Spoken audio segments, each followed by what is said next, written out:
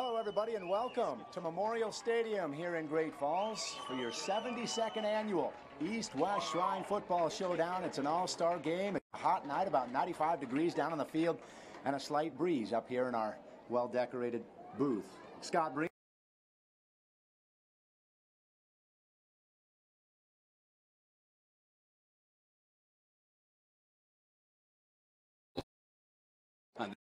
And they are fast, and they are strong, and they're ready to play. They combined for over 60 in last year's game. Do we get there tonight? I think we will get there, but it'll be an interesting matchup to watch how it happens. All right. We want to also give a shout out and say hello to our friend Bruce Parker, who's supposed to be the third member of our booth tonight, but health issues keeping Bruce at home. Hang in there, buddy. We know you're watching.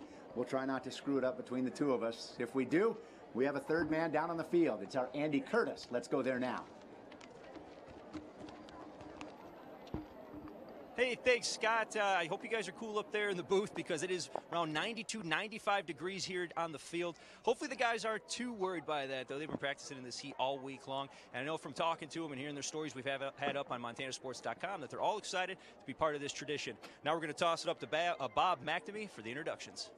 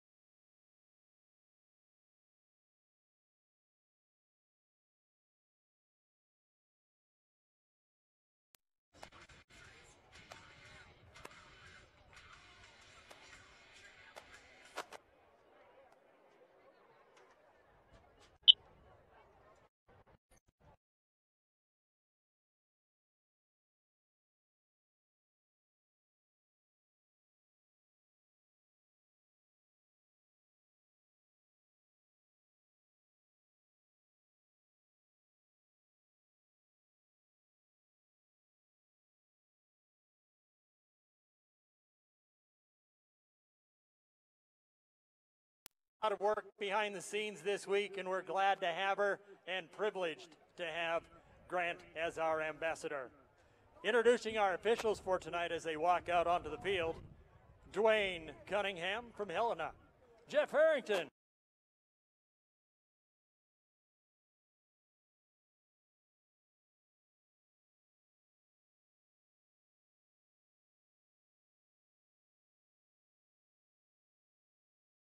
from Helena.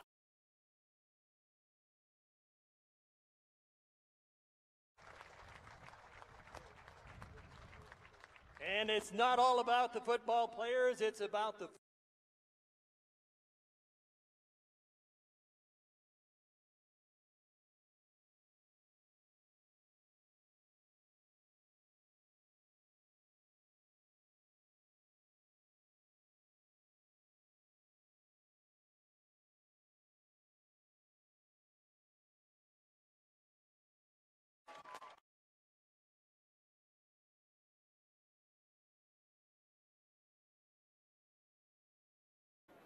yeah.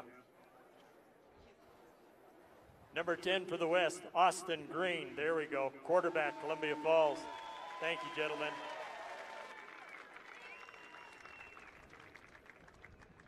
On the East team, their number 10 from Huntley Project, Taylon Croy.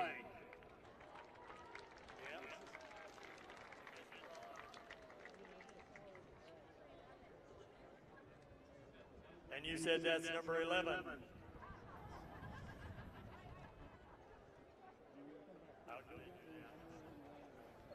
And number 11, Colton Grange. Are you number 11? There you go, Colton. Thank you. Colton Grange comes from Granite High, all the way from Peaburg. Number 11 in the East, Micah. 12 gets Micah East. 12.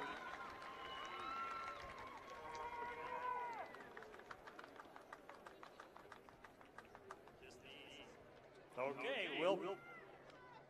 And in the West, I've got number 12, David Kopang from Loyola Sacred Heart.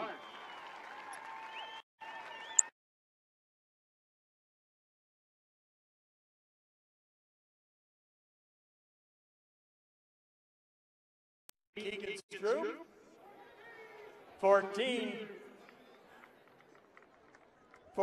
Zach Gennardi, Keegan Stroop. There we go. 14, Keegan Stroop from Bell.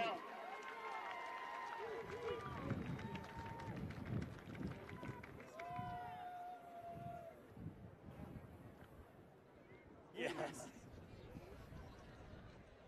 And number 15 for the West. How about Levi Janicaro from Big Sky? Thank you, Levi.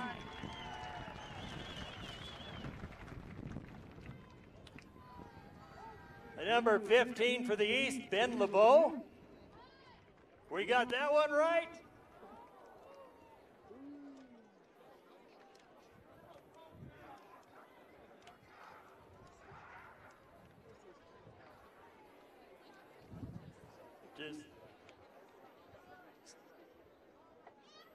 Linder Riley. Number 16.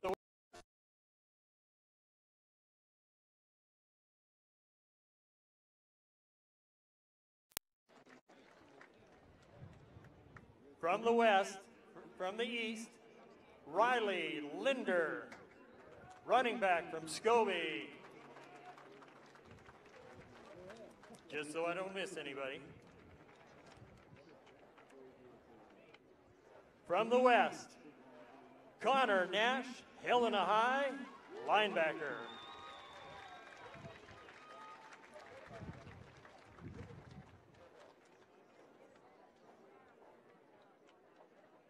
From the East, Damian Nelson, cornerback, CMR.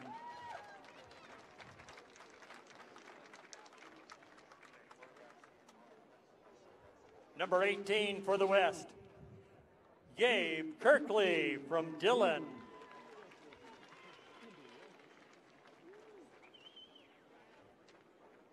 From the east, Kevin Bays, safety, Great Falls High School.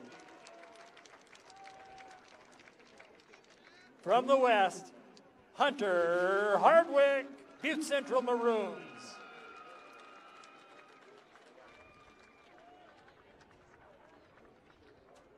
From the east, playing safety, from Billings West, Cy Ryan.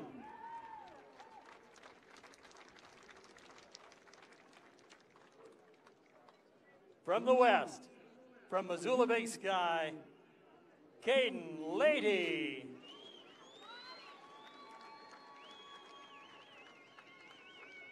From the east, Zachary Newman, linebacker.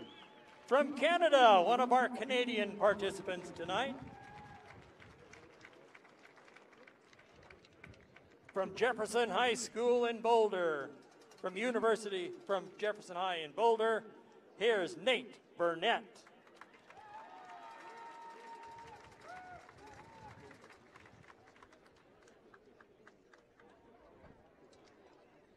From Whitewater, Malta, here's inside linebacker Trace Simonson.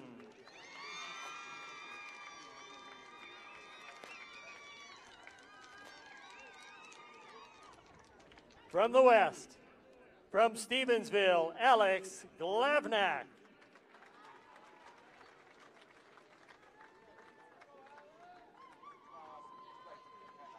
From the east, inside linebacker from Sydney High School, Sawyer Turgerson.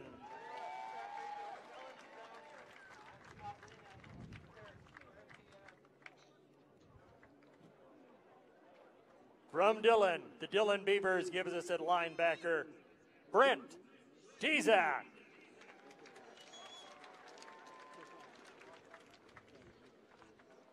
Billings Central gives us a running back. Here's Ben Voss.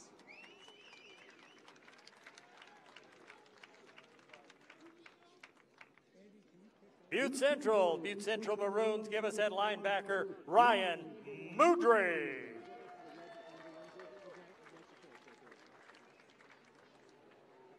On the east roster, playing outside linebacker from Fairfield, here's Lee Griffin.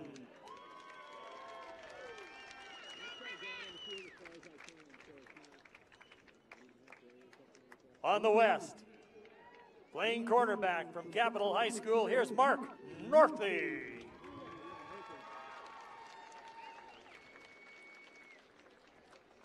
On the east, at tight end from Sydney High School, here's Lane Swaggart.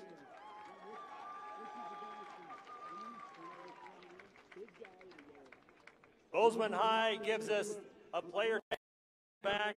Here's Latrell McCutcheon.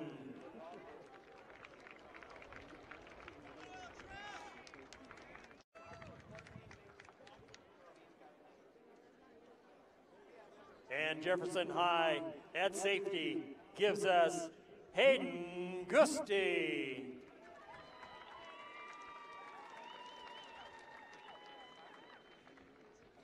On the east side, from CMR High School, here's Casey Boudet.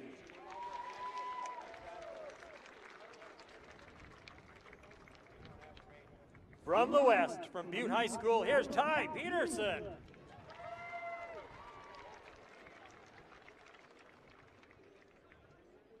From Belgrade High School at quarterback, here's Dalton Roscoe.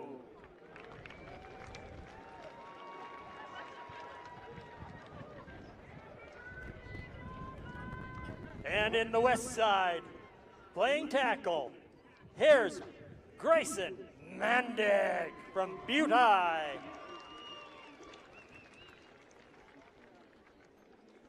From CMR, one of the big guys, here's Garrett Blumendahl.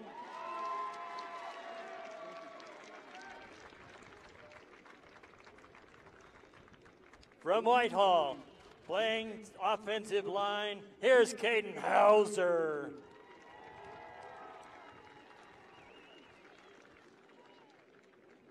At defensive end from Miles City for the East, here's Justin Brown.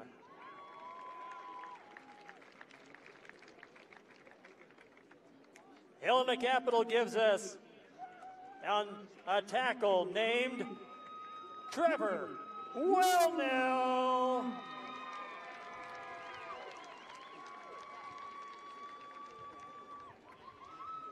On the East, defensive lineman from Huntley Project, here's Trey Copeland.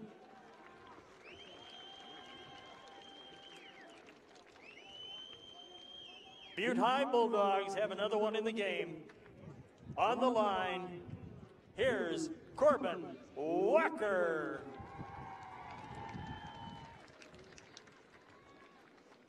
Sydney High School gives us another one. Here's Mark Peters.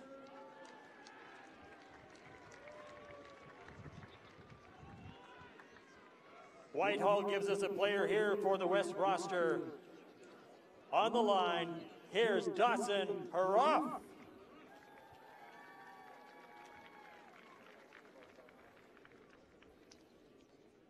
On the east side, playing tackle from Sydney High School, here's Max Peters.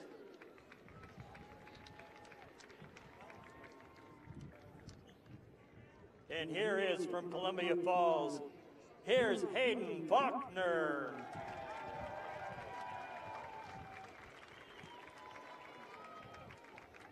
From Billings West, playing the line, here's Nick Clausen.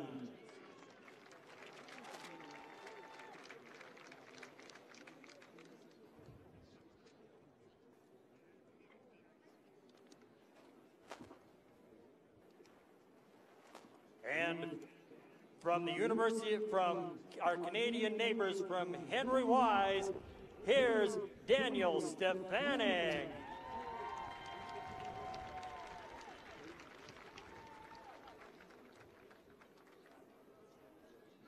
And at number 64 from Billings Skyview, here's Branson Frost.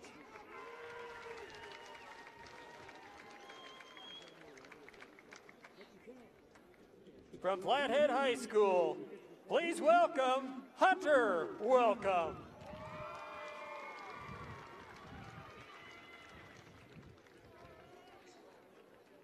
From Custer County High School, number 70, here's Megan Hayes.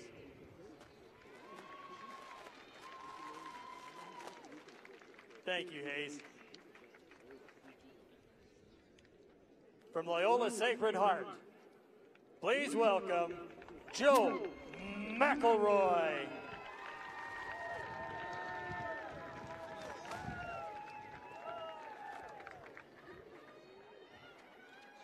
Introducing number 71 from Billings Skyview, here's Nicholas Nordstrong.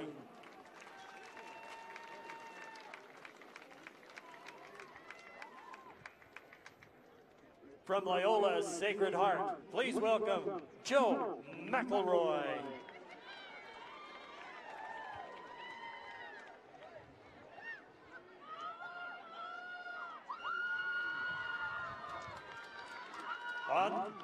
On the west, please welcome defensive lineman from Flathead,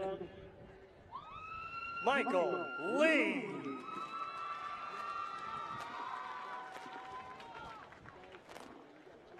On the east, number 75 from Dawson County, please welcome defensive end, Jaden Holiday.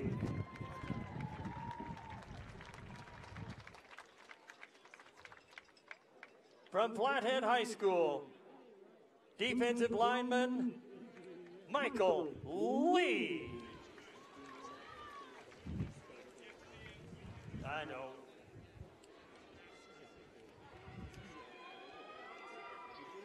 On the east, please welcome number 80 from Billings Senior High School. Here's Colton Eliason.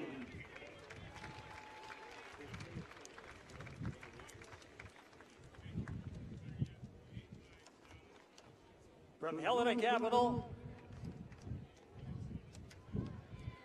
from Dillon, how about this one, 75, Clay Allison.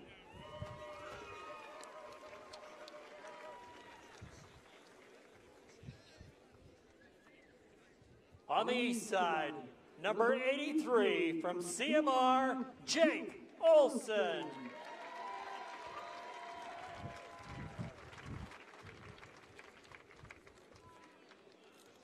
From Helena Capital, number 77, here's Connor Quick.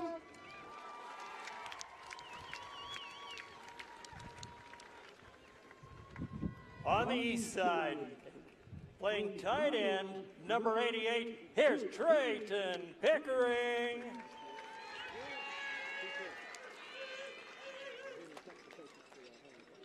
On the west side, from Polson, at tight end, number 91, here's Hayden Smith. On the east side, wearing number 90, Bruce Spang.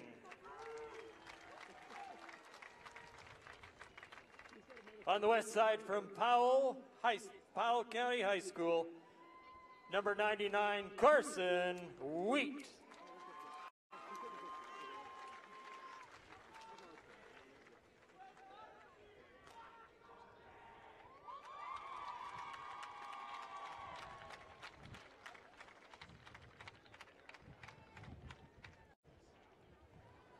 Zach Denardi, we don't want to leave you out. Number 17, Zach Denardi from Custer County. Thanks, buddy.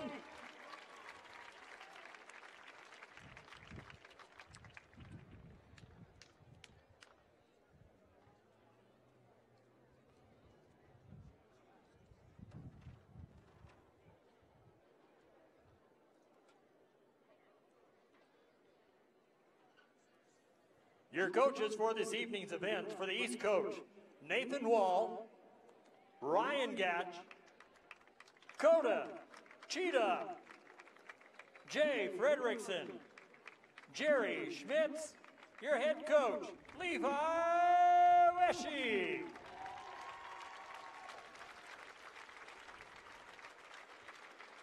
Your managers for the East, Noah Ambule, Landon Mullen, Haley Rowe, and Kennedy Ross. Your West coaches tonight include Ryan Featherstrom, Haley Houle, Bryce Carver, Mike Cutler, and Kyle Mahelish. Thank you, Kyle. Your managers, Steve Gross, Jeff Hartwig, Lynn Randall, Lindsay Cambridge, and Wynn Randall. Your trainers on site tonight, Dr. Chad Mullen, Louis Mullen Jr., Dr. Eric Hunter, and Judy Rowe. All right, everybody, that'll do it. There are your starting lineups, your coaches, your cheerleaders, your managers, and trainers. When we come back, we'll kick off the 72nd annual East-West Shrine Game here in Great Falls.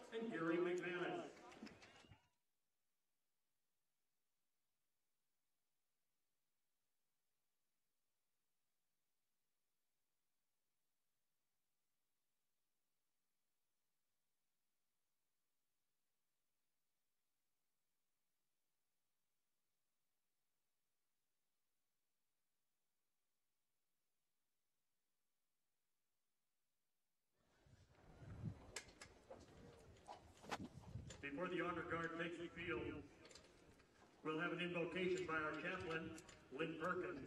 Right after the anthem, are we going to take another break? Nobles, Your prayers were answered. Nobles, uncover. The athlete's prayer. God, let me play well but fairly. Let competition make me strong but never hostile. In this and in all things, guide me to the virtuous path. If I know victory, grant me happiness. If I am denied, keep me from envy. See me not when I am cheered, but when I bend to help my opponent up. Seal it in my heart that everyone who takes the field with me remembers my brother. Remind me that sports are just games. Teach me something that will matter once the games are over. And if through athletics I set an example, let it be a good one. Amen. Honor guard, you may have the field.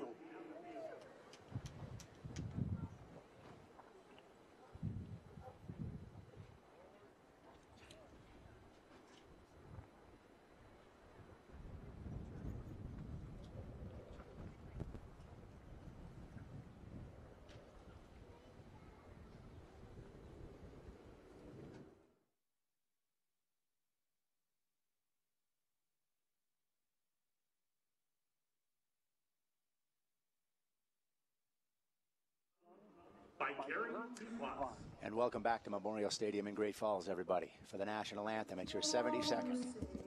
Can you see by the dawn's early light what so proudly we hailed at the twilight's last gleaming, whose broad stripes and bright stars through the perilous fight o'er the ramparts we watched were so gallantly streaming, and the rocket's red glare, the bombs bursting in air, gave proof through the night that our flag was still there. Oh, say does that star-spangled banner yet wave o'er the land of the free and the home of the brave? And of course, there's a Canadian player on each roster. This tradition started just a few years ago. We'll now have the Canadian anthem. Canada, our home and native land, true patriot love in all thy sons' command. With glowing hearts we see thee rise, the true north, strong and free. From far and wide, oh Canada, we stand on guard for thee. God keep our land glorious and free. Oh Canada, we stand on guard for thee. Oh Canada, we stand on guard for thee. All right, quick break, and we are back after this break for the coin toss.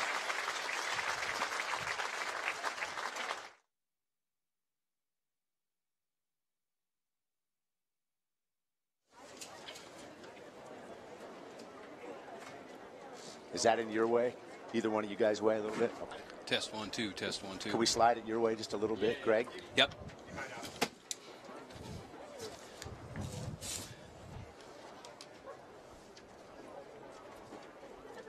You good?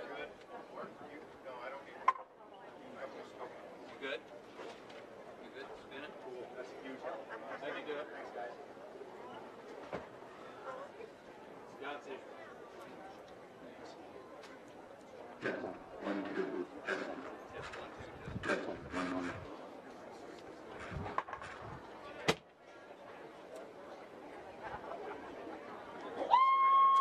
Thank you, ladies and gentlemen.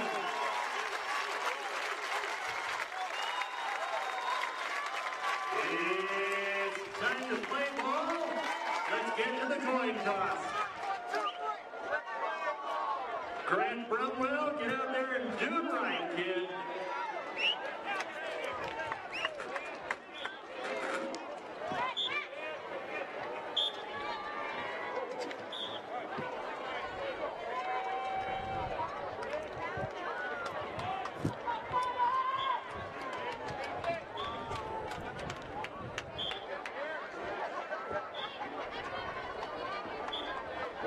One.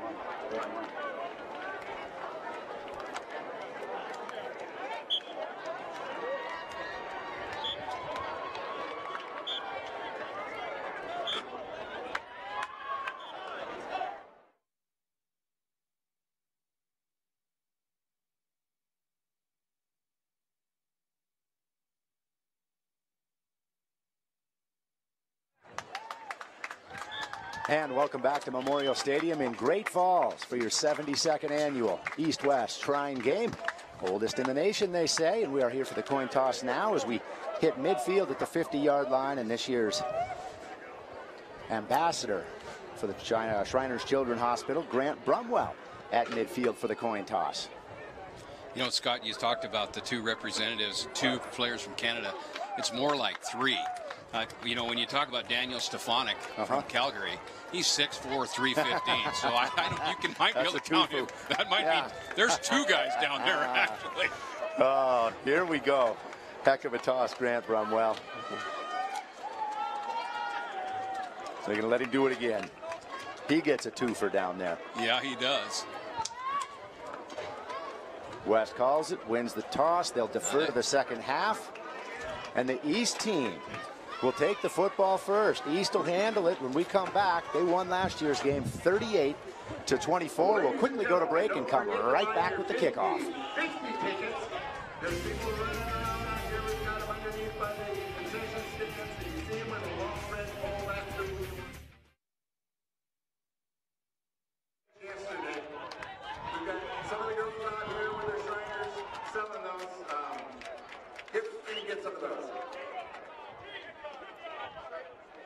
Also, make sure you grab yourself a souvenir program.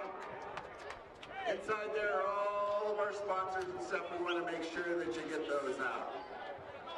Anytime you see somebody that bought a program or bought at that program, when you see them, make sure you thank them for supporting the shrine.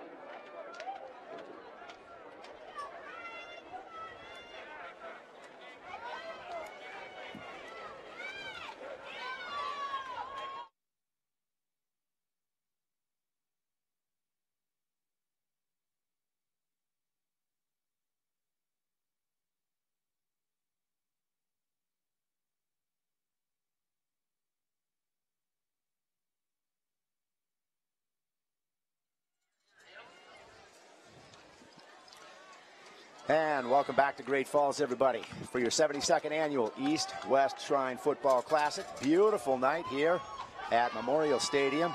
Freshly renovated field turf, terrific crowd. And the West about to kick off and get this thing started. From the 40-yard line, it is up into the air. Line drive towards the corner. That's going to be a penalty. Terrific field position, just like that, Greg, for the West. For the 35-yard line, too. And, you know, and Coach Wesche from Bozeman, what he'll want to do, Scott, is he'll want to spread the West out quickly. He wants to see if they can balance up. They're going to try and confuse them with formation. That was one of the things that concerned Coach Mihelish when I visited him before the game. He said, you know how Bozeman plays, and they know each other, Coach Mihelish and Coach Wesche. So it'll be interesting to see just how confusing Coach Wesche tries to be with the West. The chess match continues. All right, here we go. In at quarterback to start the game, Garrison Rothwell from CMR. He's got 4 wide receivers and a running back to his left. Just like that, out of the chutes, he completes it to the right side. That's good for a few.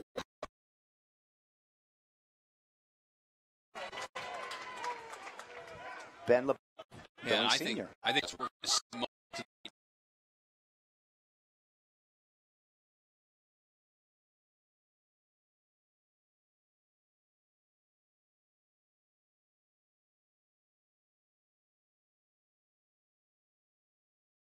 last year, 38-24, the final. East won it down at Rocky Mountain.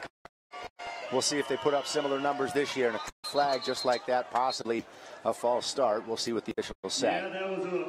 Yeah, we're going to see that. You know, it used to be that the teams came in for 2 full weeks and practiced, and they cut that to the week, but they still ended up with 14 practices in 1 week. So the coaches, they didn't back off much.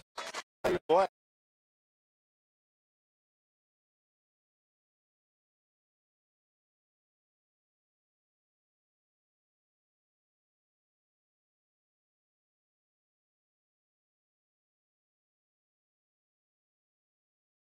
You know, just a couple of weeks ago, actually, Scott.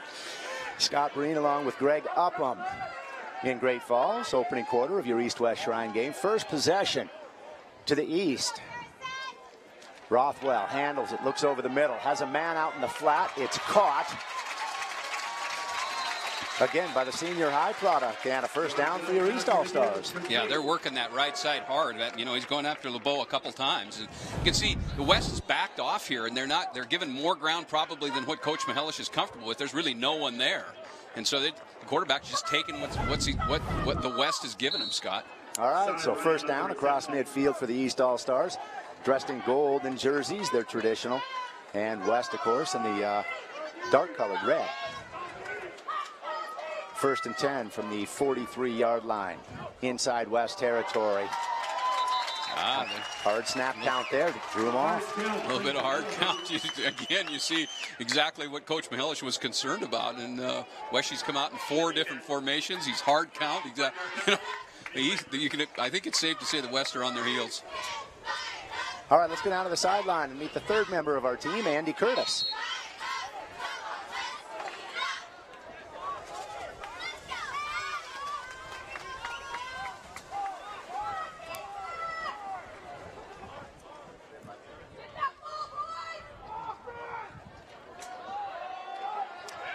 And the handoff straight up the middle, gain of 3 or 4 yards.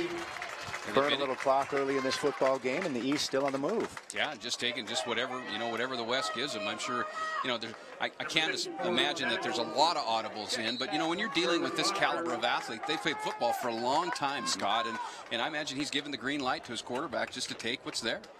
Ben Voss, the running back, great workhorse out of Billings Central. Boy, did he put up some numbers his senior season. Garrison Rothwell. Set to handle a snap, another hard count. May have drawn his own man into a false start. It looked like the right tackle. I couldn't get a number. There it is. False start on the East, so they're back to square one. I'm told Andy's mic is turned on. Let's go back down to the sideline. Andy Curtis. Hey, thanks, guys. We've actually got our first injury report of the game. The West team's Wyatt Alexander kind of tweaked his knee earlier in the warm-ups before the game started. Doesn't look to be anything serious. He's icing it on the sideline right now, so they're just going to keep the Whitehall natives on the sidelines for the rest of this game. Back to you guys. Man, what a miserable point. You work for 14 practices in this July heat, and you tweak it in warm-ups. How about the defensive pressure? Rockwell goes down back at the 48-yard line by a host of tacklers, and I'm trying to get a number on him. That's big number 70, Michael Lee out of Flathead. He's headed to Rocky Mountain College as he checked the Conlon's Furniture replay. Yeah, and they're high up there in Flathead, and they think they're going to be real good this year. Michael Lee led them last year at the defensive line, and you can see why they've been on the move to improve. But that's a big boy from Happy Valley. They're going to give him a break. He's over on the sideline now, catch a quick breather, and that puts the East in a bit of a pickle now. Third and very long. Looks like about 13 yards to go. I think you'll see some heat, too. They're showing 3-man pressure, but somebody will probably walk up off the outside. 4 wide receivers. Ben Voss in the backfield. Rothwell's going to fire. Looks deep over the middle. Has a man deflected, and it's intercepted. What a terrific catch by Tyler Chenard, the wide receiver / DB from Hamilton. Boy, what a great interception. I mean, he barely, you'll see him just fingertip grab this, Scott. Ball flies just a little bit. This is a great interception. Check this catch out. How about the fingertips there? Conlon's Furniture on the replay would certainly be proud of that. Just off the hands of, like you said, of big number 88. That's Trayton Pickering out of Sunburst. So now, first possession of the football game after the game's first turnover. Handoff up the middle. Not a lot of running room for Bridger Bowder of Hamilton.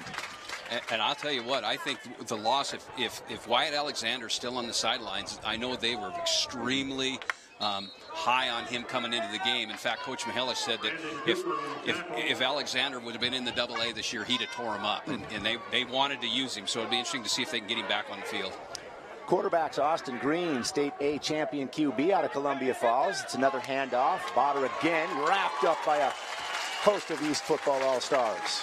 Great Damian Nelson out of Great Falls CMR coming up out of his outside linebacker position. Stopped that immediately. So just like that, good pursuit here as you take a look at the Conlon's Furniture replay.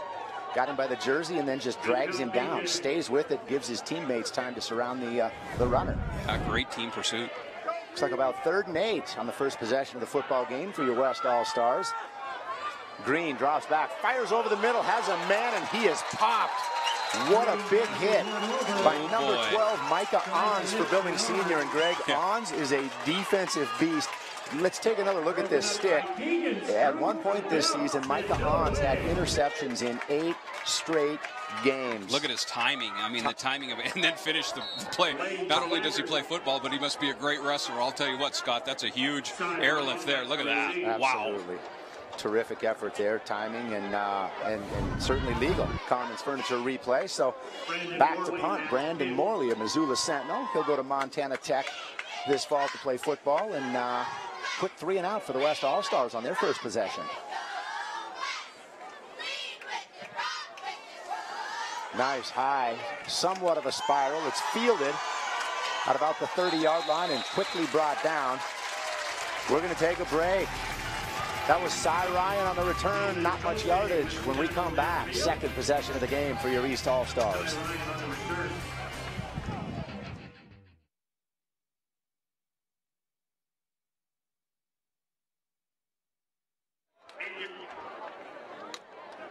We get a timeout on the field. Time for some special announcements. Thank you, Bob. This is a good time. Anytime there's a little break in the action, make sure you get down below the grandstands, grab yourself some great refreshments, and while you're down there, buy yourself a ticket. Beautiful. By four, side by side. Whoa, the mic's coming and going. We've got some people coming around out here. We're going to do that drawing at halftime. Make sure you grab some tickets. Also, as you're out and about, remember the Cascade Cameras.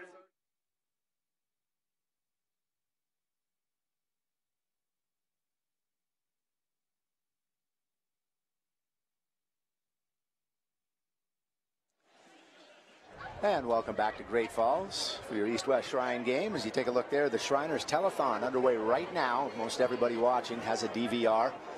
Pause it, write down one of the 2 phone numbers, and make your pledge to the Shriners Children's Hospital. All proceeds from this game go to the Shriners Children's Hospital in Spokane.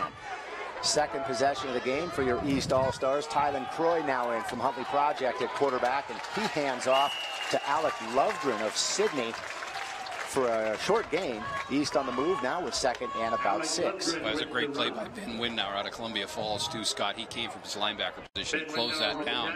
And one of the things that this game shows, most of these, if not all of these, the MTN network and at montanasports.com, and the alternates were just ecstatic. I think Olsen found out back in April that he was elected to the team. Croy drops back, he's under pressure, lets it go, looking for his man, looked like he had him. Number 80 on the sideline, but it was just dropped there by Colton Eliason from Billings Senior. Nice defensive play. Alex Gavlak out of Stevensville has done a nice job, and they've thrown the ball at him quite a few times, but he's answered the call. Conlon's replay right here as you take a look at it, Greg. Yeah, you see him come back up on, you know, the only thing that should bring you back to a receiver is a ball, and that the pressure of that hit was what caused that. It's so good stick. Big physical play. That brings up 3rd and 6 from the 21-yard line. East stalled on its first drive after a deep pass was deflected and intercepted. Here they come now on the second drive, approaching your red zone. Croy, Lovegren blocking for him. They're going to go back to that corner of the end zone. I think he's overshot his man. Yeah, there's face guarding though, and I think that'll be an automatic first down. Was it catchable? Was it catchable? He sailed it so far out. Yeah, I think maybe, you know, the West might try and argue that, but you know, Alex Gavlik was just, he put his hand up and he didn't need to, right? You know, so maybe overplayed that a little bit, but I think that'll be an automatic first down, pass interference. Yep, that's the call. As you see the Conlon's replay there. Inside the red zone. First time for either team tonight, as we are at 7.5 minutes left in the opening quarter from Great Falls Memorial Stadium. You know, you mentioned early in the broadcast, Scott, about these are 15-minute quarters, and the first time that these high school kids will play, and their rosters aren't deep. There's only 41 players, so they're usually just too deep. And by the time they get halfway through the third quarter at 95-degree temperatures, you just find out just how tired you can be. You think they've had any water this week? Any Powerade, Gatorade? So that sets it up. 1st and 10 from just outside the 10-yard line, so they could still pick up the first down. Quick penalty, though. Could be a false start. That's the signal. Yeah, the East maybe.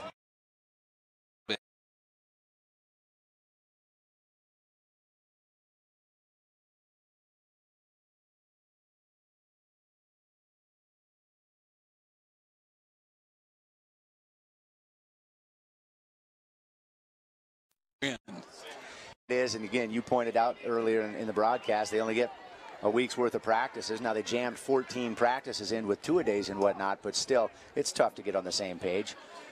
Croy with an option, going to keep it.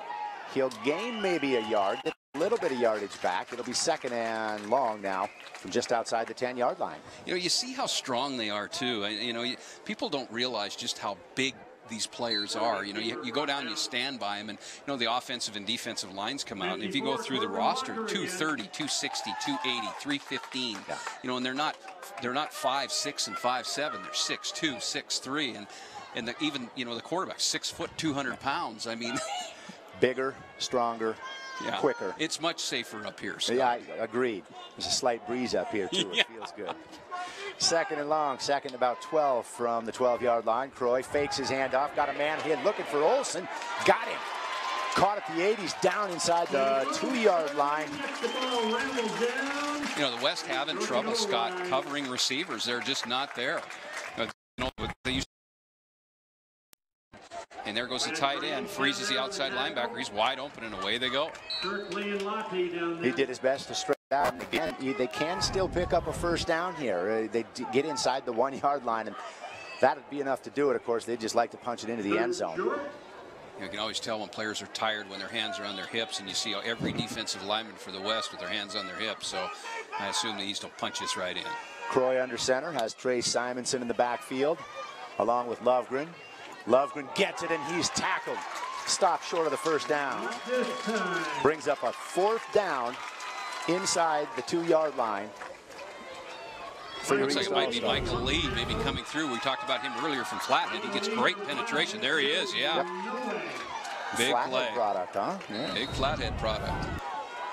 Kyle Sampson up there doing a great job. Well, they've sent Tylen Croy back out onto the field. Looks like they'll attempt to go for it unless they'll try to draw him offside. But why? It's an all-star game. Let's dance, right? That's right. Let's dance. We didn't come here to paint. All right, here it is. Just one wide receiver. If they do snap the ball, looks like they'll try to run it. Maybe a bootleg. Maybe Croy keeps it. Nope, handoff to the front man.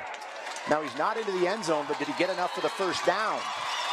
Doesn't Boy, I don't look think like so. I think he had to get inside the 1, Scott, and he's right outside the 1. That's where the foot of the linesman went, right about the 2-yard line. So what a great goal line stand for West. Giant stop for the Red in this football game.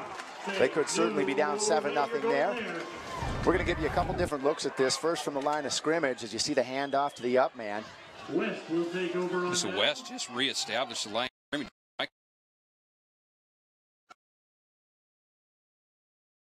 Simon's just shut down. There I thought he is. The initial push, he'd get there. Wow. All What a right. great series. Backed up inside their own 5-yard line. Quick slant pass is caught out in the flat. That's Levi Janicaro, and he's a beast out of Missoula. Yeah, and I really think we'll see him today. Yeah, almost picked off, you know, so that takes some guts to make a play like that out of the end zone, but they want the ball in Janicaro's hands. Conlon's Furniture replay. He's a big, strong dude. You're going to have to tackle his ankles. You can bring him down, and good luck getting them both. That's a first down for the West on their first play from scrimmage in this possession, and they go right back to him. Quick slant pass outside. Carroll tackles. He went for the ankles, but what did I just say? Yeah. Good luck getting it once. He's 6 foot 220, Scott, and he's fast. I mean, and then you see the power. So watch him come out here. There it is in the flat. Dodges his first man. Cy Ryan comes up short there. Now he actually held on, went for a ride, but made the tackle. Cy Ryan out of Billings West. His daddy was a pretty good football player for West, and then at Montana State. Yeah, just a little. Now there's a handoff, some running room up the middle for Seth Schneider from Capital, headed to the University of Idaho, which joins the Big Sky Conference this season. Yeah, and now you're starting to see a bevy of the running backs. He's gone to Janicaro and Seth Schneider, and he's familiar, he being Coach Melish is familiar with Schneider. That's his running back out of Capital. And I think he's going to go with the big boys and see if he can just move them right down the field. Scott Breen along with Greg Upham. Under 4 minutes to play in the first quarter. Under pressure at quarterback, Austin Green scrambling. Gets the pass off. Jeremiah Payne from Grenora. How about that? Ay, ay, ay. Let's take a couple more looks at this in slow motion. Conlon's Furniture replay. Here it is. Nice effort to scramble. It was his elbow. Was he tipped there? I don't think so. I just, anytime you're running one direction and you're throwing almost across your body, you can just about guarantee that somebody's coming the opposite way, and that's what happened to him on the interception. I believe that was Jeremiah Payne out of Grenora with the big play for the East. These are usually home run type plays here. So turnover apiece now in this football game. We're late in the first quarter. East's third drive of the game. Garrison Rothwell looks deep, has a man. Are you kidding me? Home run. That's the one thing you're, as a defensive coach, anytime off a turnover, you're going to expect a deep ball, and there it was. Wow, and he threw that ball well before the receiver even turned around. He did too, and they were battling going down the sidelines. I think you'll see a little bit of push and shove. I mean, that ball was in the air, and then he has to gain his balance. That's a great effort. Just a terrific catch by Benton LeBeau from Billings Senior. So here comes the East again with another 1st and goal. Mark Northey on the coverage too, and great corner. I mean, he just settled his feet a little bit. I think he thought maybe the play was over, but it wasn't. All right, so again, Garrison Rothwell of CMR back in at quarterback. These all-star games alternate possessions, alternate players in and out. Try to get equal amounts of series for most of the guys. There's a quick whistle. Yeah, I'll bet you I'll bet they try and Scott run away from Mike Lee. I mean, Lee is in the A gap, and he's been a wrecker down there. All right, under 4 minutes to play in the first quarter. We're back right after this.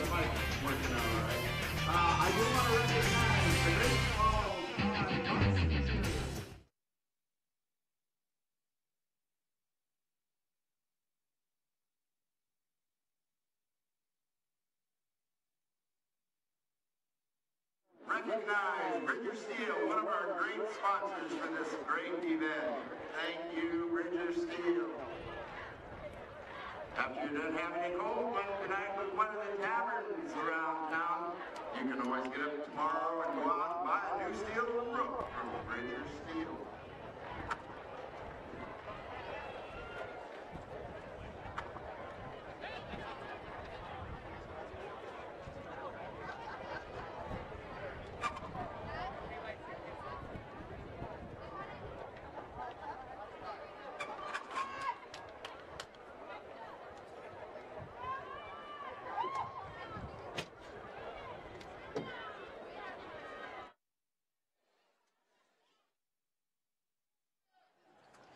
A couple of outstanding players from Billings will find new challenges this fall on the fields of the Frontier Conference and in the classrooms of Montana Tech.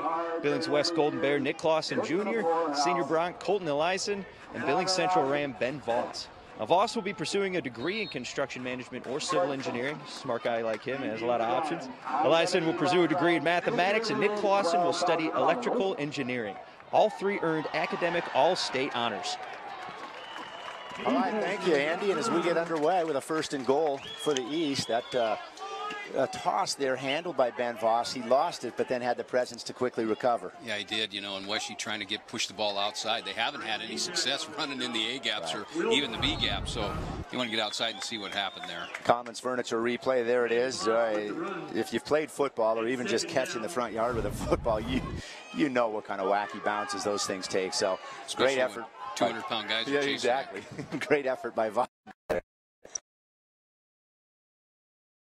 Man to his right.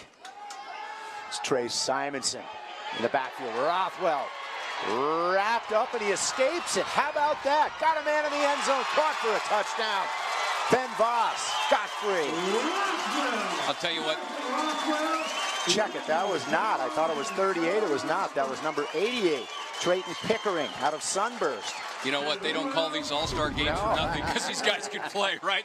They create offense, and that's exactly what he did. I mean, they had him down, but no way. Look at him, Garrison Rothwell. Yep, there he is, Pickering in the back of the end zone. Just had the presence to continue to run. Some guys give up on plays like that. They just think their guy's been sacked. Yeah, he just kept going.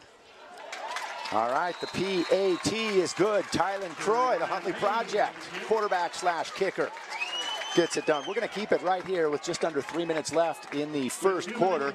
So the West is up against it now. East has had the ball 3 times and has been right down the field. Well, okay? they have. Yeah, they Only have. scored once. And you got to remember what set this up, Scott, is the turnover. Yes. Yeah, the interception, the big home run play, and then, you know, Rothwell, he does a great job on this entire drive. Well, Clay Allison thought he had him wrapped up. Escapes it.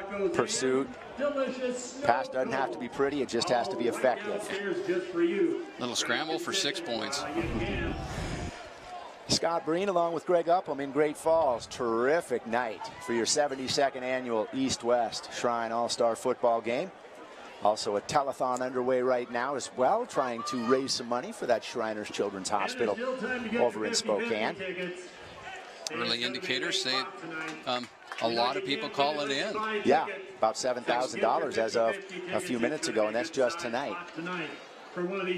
First game in this stadium with artificial turf, Scott. Right. Yeah, this is an old stadium, too. Old stadium with brand new turf. Looks like Tylen Croy will kick it off now for the East All-Stars. Back deep to receive, number 3, Bridger Bowder from Hamilton. They love him. They're high on him. And number 12, David Kopang from Missoula Loyola, headed to the University of Montana. Here comes Croy. Squib kick down the sideline. Do they let this? Nope. Thought they may let it try to get out of bounds. They did not. It was scooped up in return for a short gain. That'll set up first down for your West All-Stars as they trot back onto the field under the direction of Caleb Winterburn, the Helena High quarterback headed to Montana State. Yeah, and he can throw the ball, too, and he's a mobile quarterback, too, Scott. He can move it around. You see the hurry-up offense come in. I think what the West wants to do now, because they had success without that turnover, was running the ball, and I think they'll come back and give it to the big boys and see if they can move it. All right, Winterburn at quarterback in the shotgun. 4 wide receivers. Has a man, hands it off. Seth Schneider with some room, running over the defenders. Powers his way inside the 50-yard line. Helena Capital kid headed to the University of Idaho. Yeah, just a nice little delay, and he's a very good inside zone runner. You see him just set that up a little bit, just stepped inside and then went outside, ran over 1, 2, 3, almost 3 broken tackles in that run alone. Well, you called it. You said they'd like to get right back to the run, and they did. Schneider still in the backfield. Winterburn handles, fakes the pass, almost picked off. Almost picked off by Sawyer Torgerson from Sydney High School. Just took a while to get that ball out. Yeah, he drove on the ball, too. I mean, that was a great play by him. I think it was intended for Tyler Chenard of Hamilton. Trying to bring a little balance, a little run, a little pass. Sure. 7-0 East, late in the first quarter here in Great Falls. Memorial Stadium, brand new turf, beautiful sunset. Same offensive formation. This time they hand it off. Schneider again has some running room. He is quick. Got a first down. Barrels his way inside the 35-yard line down to about the 32. He's a great inside zone runner, like I said. You know, he sets that up, though. It makes it look like it's wide open. Watch him dip inside and then pop. And that's what he wants to do. He wants to pull those linebackers down inside, and then he just bubble steps out and is gone. And he's brilliant at it. We've seen 2 big gains out of him running the exact same way. First time tonight, the West All-Stars have crossed midfield. Same formation, Schneider back. Winterburn fires it deep, has a man wide open in the end zone. Did he hold on? Tyler Chenard, touchdown. We are nearly tied up. And that's, you know, what set that up was their ability to run, and it was play action. They'd run the ball well 3 times, and those corners aren't supposed to stop runs, Scott. They're there to defend the pass. Nope, they got lost on that play. He was wide open at the release of that pass. We'll get another replay headed your way in just a moment. Yeah, we can take a look at it. You can see what happens when the defensive backs watch what's happening in the backfield. Ben Windauer on for the PAT, trying to tie it up. Chenard with the spot. Got it. We're tied at 7. Now let's take another look at the touchdown. We've got a brand new ball game. Our Commons Furniture replay, Greg. Yep, you can sit back here and just look down the field and wide open. Yeah, he had to come back for it, too. He was not guarded nearly as closely as it ended up when he made the catch. Here's another look at it. You can see Chenard break free and just look at nobody within 10 yards of him until he makes the catch. A little confusion. That's why these guys are all-stars, man. They make plays like that. We've seen them twist tonight. We've seen them turn. We've seen them power past people. Yeah, I mean, yeah, and that's a confusion, too. You know, that's what the run game will do to you. It'll make you settle, and that's what happened. He got confused on who had which receiver, and he paid dearly for it. And that play probably, Scott, was called from where we're standing, because those coaches that are up in the booth see exactly what's going on, and they say, hey, we got an opening over here. Let's go with it. Windauer's on to kick off. A couple of guys back deep to receive now for the East. And they're donating 1/2 of the proceeds. Damian Nelson, number 21 from CMR. I want to thank them. Buy your hot dogs. I believe Cy Ryan's the other. Nelson and Ryan back deep for the East. There it is, squib kick, if you will. Ryan handles it at the 9-yard line, trying to wait for a line to block. He's out across the 20-yard line. Not terrible starting position for the East All-Stars as they trot back onto the field. Again, they combined for over 60 points last year, and what looked like a slow start is suddenly 7 apiece, and it's punch, counter punch. You know, if you go back into the history of the game, you'll see when it starts to switch from rush yards to pass yards, right? In the, you know, kind of the mid to late 90s, you stop seeing 250 to 300-yard rushing games. You start seeing 200 to 300-yard passing games. So, and the game is brilliant to watch now. I mean, it's just, you know, athletes all over the place in speed, and it's just wide open. Tylen Croy back in at quarterback, has one man in the flat. It's Ben Voss. Throws to him outside. He'll gain about 7 yards. It'll be 2nd and short now for the East All-Stars. Yeah, it's tough to defend out there. You know, that's just a simple little bubble screen, and they got blocker on blocker, and it's a pickup of 8 yards. And so it's a 9 yards, so it brings up 2nd and 1, which then allows the offensive coordinators, you can do a lot of stuff on 2nd and short. You bet. Approaching 1 minute now to play in the first quarter here at Memorial Stadium in Great Falls.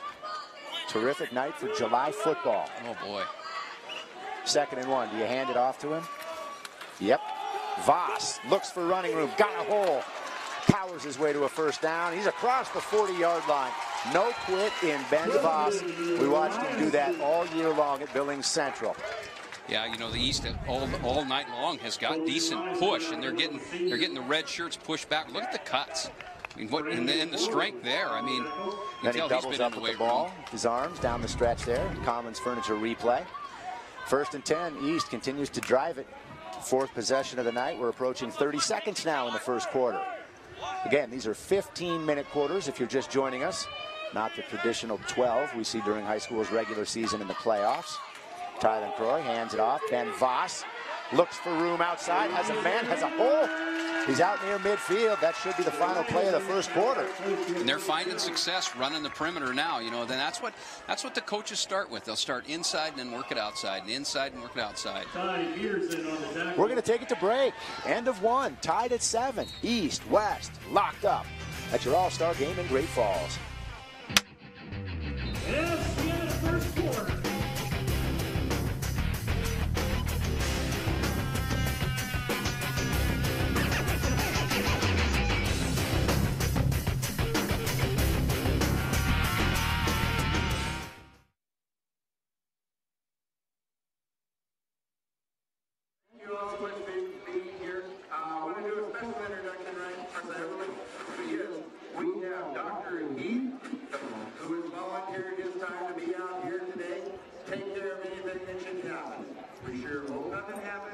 But if it does, we know we've got a great doctor right here on the field who takes care of it.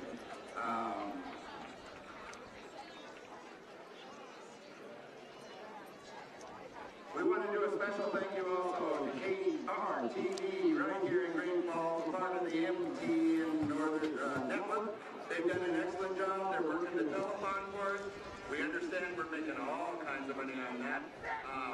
So if you get home, or if you can get on the phone, give a call down there and donate a little money to this hospital.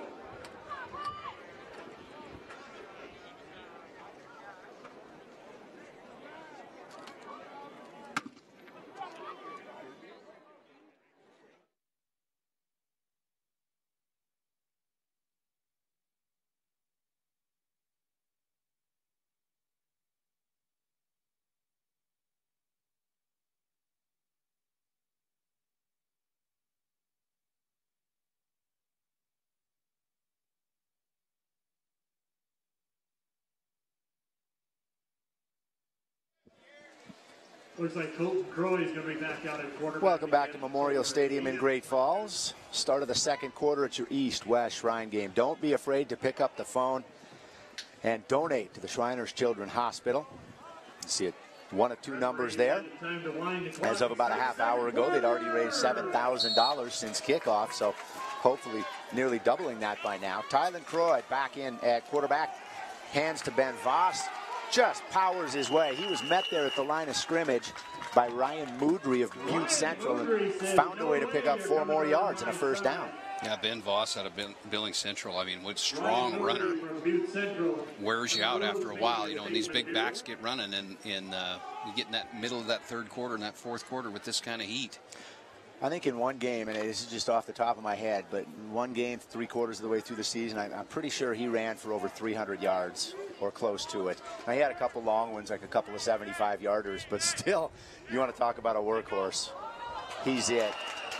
Hard count. Tylen Croy draws the defense off sides. They're 5 free yards. It's hard, too, you know, if you're a defensive lineman, but maybe you played both ways, maybe you were an offensive lineman, it's hard for linemen who play offense to play defense because they're so used to going on sound. They can't control it, you know, and if you play defense the whole time, you're taught to go on movement, not sound. So that's probably what's happening. 1st and 5 for the East All-Stars, inside West territory. Snap, handoff, Ben Voss wrapped up at the line of scrimmage. West doing a better job from their linebackers coming up. Moodry had the last laugh that time. Tackled in there by Hayden Smith. Brings up second at about 3. You know, Voss to me looks like, Scott, he gets better as the game goes on. You know, you said he went a couple games, he went for 300. You can see it right now. He just one of those types of people that probably needs more reps, and he just gets stronger and stronger and stronger. Going to need more water tonight. Yeah, he is. All right, 2nd and 4 from exactly on the 40-yard line. Nose of the ball planted there. Croy handles right back to Voss. They've figured it out, the West defense now. Yeah, they pulled that corner up, and look at the team pursuit. I mean, there were 4 red jerseys on the perimeter. Moodry was one of them again. He was right there along.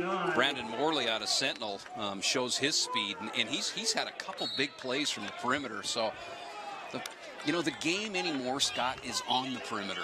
That's where it's at. Whether they hand the ball inside, we watched Seth Snyder set that up, you know, step inside and then go outside. But really, it's the perimeter that is where most of the game is played. Well, what was 1st and 5 is now 3rd and 4. Almost full 5. See if they've run it 5 or 6 straight times. Let's see if they go to the pass here, and they do. Croy back, feeling heat, has a man off his hands. That pass was intended for number 18, Ben LeBeau, out of Billings Senior. So for the first time tonight, the East All-Stars will line up to punt. Yeah, and yeah, he's got good pressure from the front that pushes him out, but I like what Lottie does out of Sentinel. He comes up out of his corner position, makes a nice play, and breaks that ball up.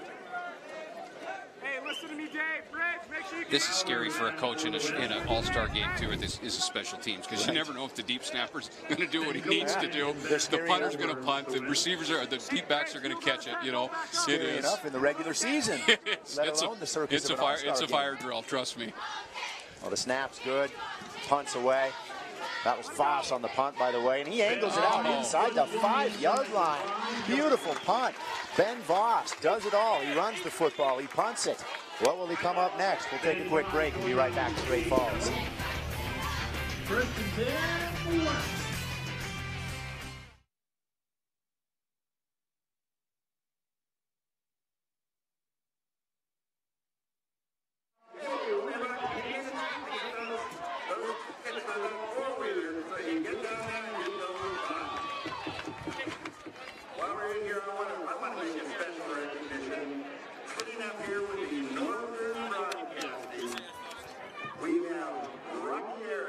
Rocky's been with this game now for 25 years.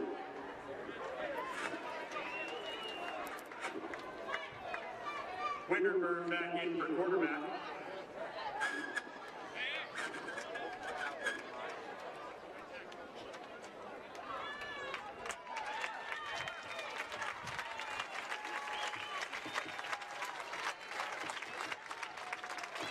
Yeah, you give your cheerleaders a hand. They'll work good.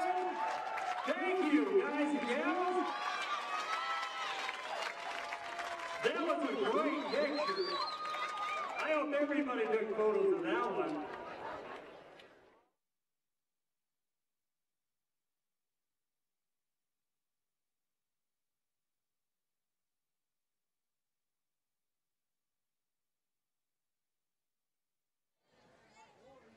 Montana Tech landed this great recruit over the winter. Trey Copeland of Huntley Project earned all-state honors all 4 years. Now, Trey wants to be a biologist, and the wildlife biology curriculum at Montana Tech helped lure him to the mining city. All right, thank you, Andy. As we continue on with the second quarter, and Scott Green, along with Greg Upham at Memorial Stadium in Great Falls, last time was the last possession that the West started inside its own 5-yard line. And you know what they did, Greg? They went down and scored. Yeah, with Snyder, you know, on 2 big runs, and then a blown coverage by the corner who was watching. The run came on inside. But you're going to see a hurry-up offense now out of the West. What they want to do is get the East off balance and then do the hurry-up offense. But really, Scott, neither offense has found their groove yet. I mean, they've had some big plays, but they can't find their rhythm. Caleb Winterburn back in at quarterback. Second and about 4.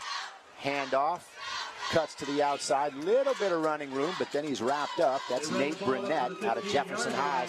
Headed to the University of Alaska Anchorage because Montana's not cold enough. Yeah.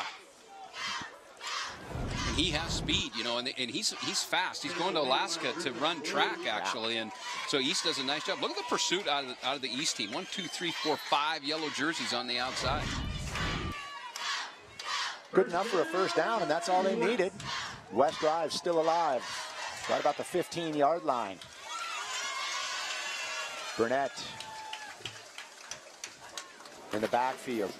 Handoff's faked. Winterburn fires. Quick out pattern that's caught. Janicaro, and he's got nowhere to go at the 20-yard line. Gain of about 5, but then quickly wrapped up. You see how strong Winterburn's arm is? He threw that from the opposite hash. That's a hard throw.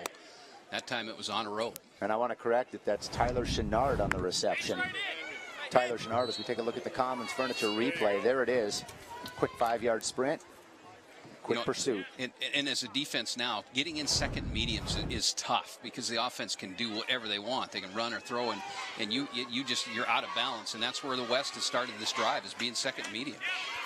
Handoff fake. Winterburn keeps it, got enough for the first down, stays on his feet, tap dances down the sideline and outside the 35-yard line. You see the athleticism, Scott, and I think why the Cats went with him. Look at this athleticism. Look at him get on the outside. But if my sources are right, the Cats went after him for the safety position, not the quarterback position. He's extremely athletic. That was a heck of a ball fake, too. I thought it was a miscommunication, but upon further review, he just tucked it in there and kept it. A little bit of inside zone read. Coach Kyle Mihelish says, keep it going. That's hard to do, too, in 15 practices with brand new players, because that's a mesh point. You know, that back's got to know when to clamp and not to clamp. And 1st and 10. Winterburn hands off. Burnett out on the outside again. Gain of about 3-4 yards. Maybe they'll give him 5. It'll bring up second and mid-range. Yeah, and you know, in an all-star game, you want to make sure that your players touch the ball. And in a regular game, the way Schneider ran in that scoring series, Schneider would be right back on the field and going again. But this is an all-star game, and there's players, and everybody deserves to be out there. It's playing, and so I compliment the West coaches for making sure that they get good balance. But I see Schneider in the backfield now, so I would assume that we're going to see the big boy get going. Tough to get in a groove, though, when you're in and out that often and you're used to being a starter. Nice one-handed handle by Caleb Winterburn. And there's Schneider. Breaks one more tackle. He's got just a couple guys to beat. Look at him continue to dance around and run through the defense. Seth Schneider. He's got phenomenal balance, and I know when we go to the replay here, you're going to see him delay a little bit, and he's elusive, extremely elusive. He brings people into him, and then he keeps his balance. Watch him use his hands. Helena Capital football player headed to the University of Idaho. Play for Paul Petrino. Just a terrific run. Mixed tackles in that alone. 6 missed. He forces the miss. Good news is there's no film session on Monday, so these guys don't have to, the defense doesn't have to worry about seeing it again. That's right. 1st and 10 from just outside the 30-yard line. Here comes the West. Winterburn, hands off. Back in the ball game, Burnett. gain of a few. It'll set up second and mid-range. Yeah, you're seeing the West offensive line get pushed. I talked about East early, and the West is doing a good job now, but they're. And I knew that going in, Scott. I thought they would want to run the ball. And Mihelish is old school. I mean, he came from the school of Dale Poley in this stadium. That's where he cut his teeth as a coach. And Dale believed very, very much that if you can run the ball, you can win the game. Caleb Winterburn, will he turn to Burnett again? No, keeps it. Saw a little bit of daylight, but great pursuit. Cy Ryan Jr., one of the, or the fourth, I should say, one of the players in hot pursuit defensively. We only seen one pass in this series, and they started on about the 3-yard line coming down. So you make the call. You got 3rd and 3. We'll see who the back is in the backfield. 8.5 minutes left in the first half here at Memorial Stadium in Great Falls. 72nd annual East-West Shrine Game. Thanks for tuning in statewide on CBS and MTN stations and on the World Wide Web. Oh, quickly stopped there. Handoff went to Bridger Bowder, but he had nowhere to go. They were coming. Trey Copeland out of Huntley Project said, no way, no more. You bet. Take a look at the Commons Furniture replay. There were 2 or 3 of them in there. Absolutely. Great play. They play with so much leverage, too. I mean, they're down low. Look how low he is coming in, almost off of his knees. And so 2 great defensive stands, one out of the West, one out of the East. You bet. And, you want to go for it here. Got a 4th down, 4th and 5 from the 26-yard line. Winterburn under some pressure. Roving has a man in the end zone. Will he stay in bounds? Yes. Tyler Chenard again. Touchdown. West for the lead. Boy, Jeremiah Payne out of Grenora, he just gave up on the route. And I think, again, they're not used to playing, so they think that the play's over. And, they're never over. With quarterbacks that can throw like this and receivers that can put you that deep, that play is always alive. See the Commons Furniture replay. Yeah, he just goes back and just kind of settled his feet a little bit, and the receiver just kept going. Sure. You see how athletic they are too, Scott. I mean, how many catches have we seen where the receiver's pirouetting back and going in circles, and they make it look easy, and it's not. Windauer for the PAT, and that makes it a 14-7 football game. West with 14 unanswered. Scott Breen and Greg Upham back in a moment. These will get the ball.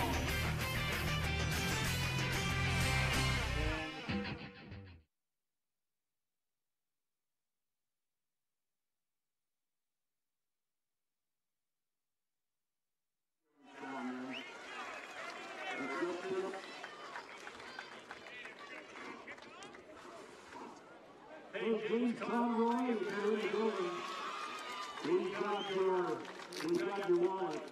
James Conroy, come on upstairs to the announcer booth. We got your wallet.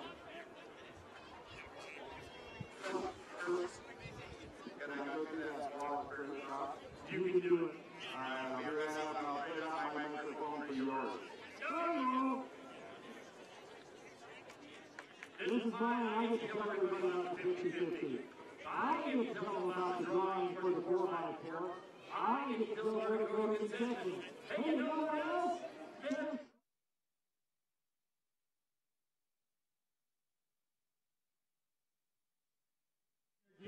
Your Shrine, East-West Shrine shirts, T-shirts, and hats. Welcome back to Memorial Stadium, everybody, as the sun sets here in Great Falls. Shriners Telethon. Don't be afraid to pick up the phone. Call one of the 2 numbers in front of you there and donate to the Shriners Children's Hospital. All proceeds from this game go to the kids over in Spokane at that hospital, as well as the donations you make tonight. Hoping for an update here sometime in through the rest of the first half and see where we're at dollar-wise tonight. We're at about $7,000, about 15 minutes into the game. Ben Windauer back out to kick away. It's a squib down the sideline. Handled at the 15-yard line. Pretty good defensive play. Let's go down to the sideline and our Andy Curtis. Colton Grange with the tackle down there. Sorry, can't blame me for watching the game down here. Just got an update from our donations command center. We're up to $10,000 in donations right now. So keep up the good work. Thanks to everybody who's given so far, and enjoy the rest of the game. Back to you guys. All right, thanks, Andy. That's outstanding. You get back to watching the game. You got the toughest job of anybody down there, right? Just don't get run over. Yeah, I noticed you've been standing in the shade, Andy. Is that you're not out in the sun? What's going on? I mean, you should be with the players. All right, they're going to back it up. A penalty going to stick the East All-Stars back inside their own 10-yard line. Looks like they'll handle just outside the 7, where it'll be first down.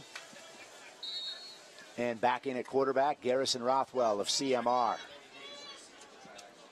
Alec Lovegren in the backfield. Quick slant, caught on the flat.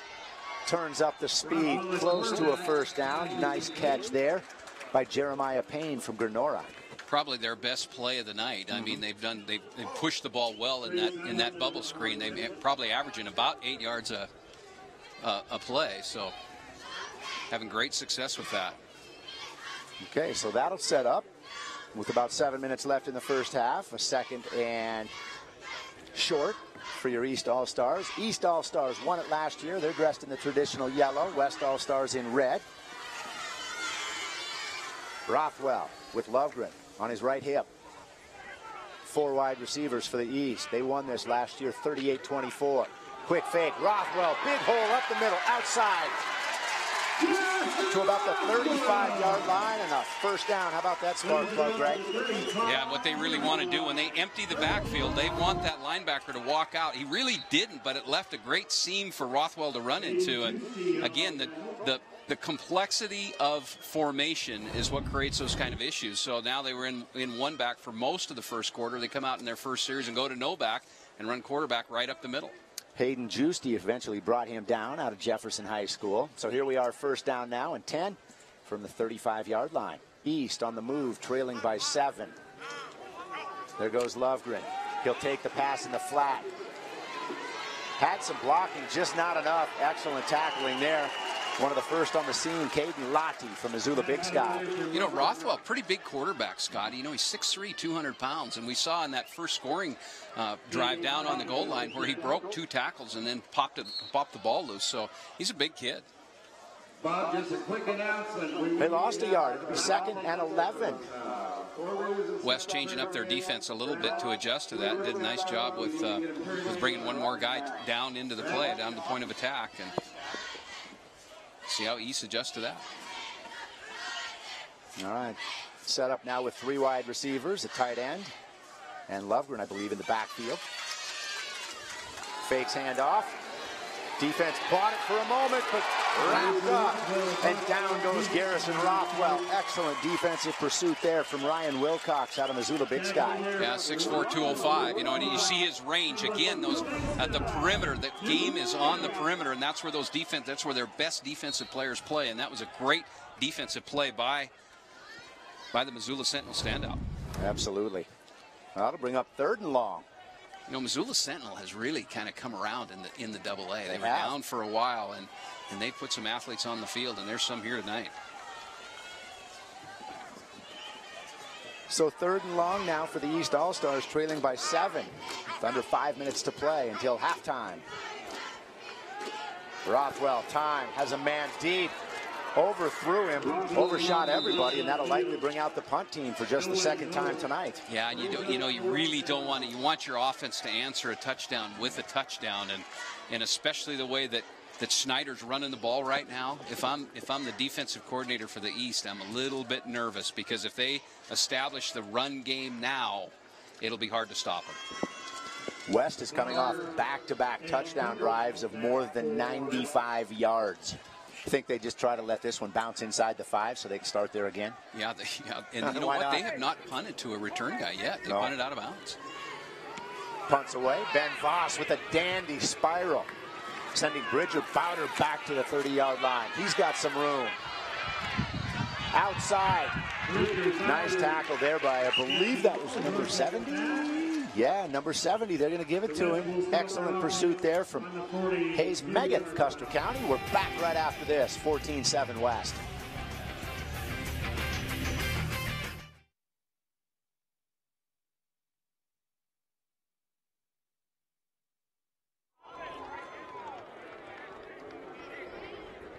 You got to break the action. You got to get those tickets bought up for your 50-50 and for the four-wheeler. That drawing is coming up very soon. Somebody's going to win some great prizes here at 72nd Annual Flying Game.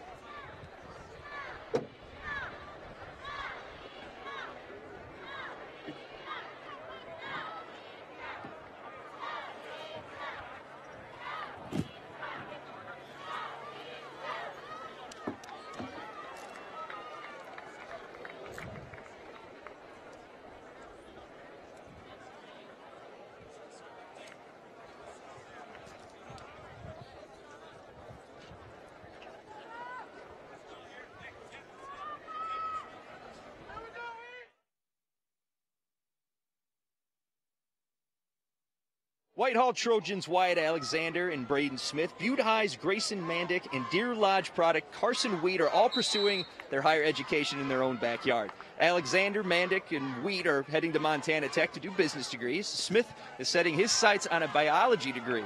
All four will be adding to an Ore Digger team that expects to compete for the Frontier title this season. Thank you, Andy, and we're back into the second quarter. West first offensive play on this drive. Austin Green, the Columbia Falls State Championship quarterback, back in there for the Red. Overshot Connor McCarville. Had the right play. He did. He had him down the middle, just overthrew him. That brings up 2nd and 10 from the 42-yard line. West has scored on consecutive drives of 95-plus yards. Handoff here, more running room. Bridger Bowder from Hamilton. Yeah, I'm surprised, Scott, too. We've only had, I think, 2 flags this entire first half. And for an early game, it's been played pretty well. And they haven't been holding. They've just been offside procedure calls. Counts. Yeah, exactly. One pass interference, but again, you see West run the ball. 8, that's a gain of 7, and the East has not been able to stop the run game from halfway through the first quarter. Here we go, 3rd and 2 from straight up midfield. Green looks one way, fires the other, has a man, that's caught. David Kopang, the Missoula product, down close to the 40-yard line for a first down. Well, that's a great catch, too. He went down. Again, we say all-star game. Here's an all-star play. He's going to the Grizzlies and out of Missoula Loyola. Watch, he picks this right up off the bottom. It makes a great play, goes inside. I know this kid pretty well. Yeah? Yeah. That's what I hear. Yeah, he's my nephew. And so his side of the family got all the talent. Yeah, it did. It did, and continues to. All right, 1st and 10 for the West All-Stars in red.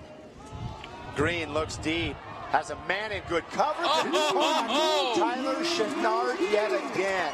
Oh, I don't know. The West coaches are going crazy. What a throw and what a catch, Scott. Wow, again, turning the opposite direction. Wow. They're going to wave it off and say he was either out of bounds or this is a great throw. Wow. How about the throws on the money? Tight spiral, but the catch, fingertips. Oh! Well, that's just a tough call for anybody to make. It looked like he had 1 foot in bounds. The official was right on top of it, too. They're both waving it off. Yeah, man, let's take one more look at it. Commons Furniture replay. Let's see what we have. That ball is 40 yards in the air, Scott. Yeah. This time they dump it short.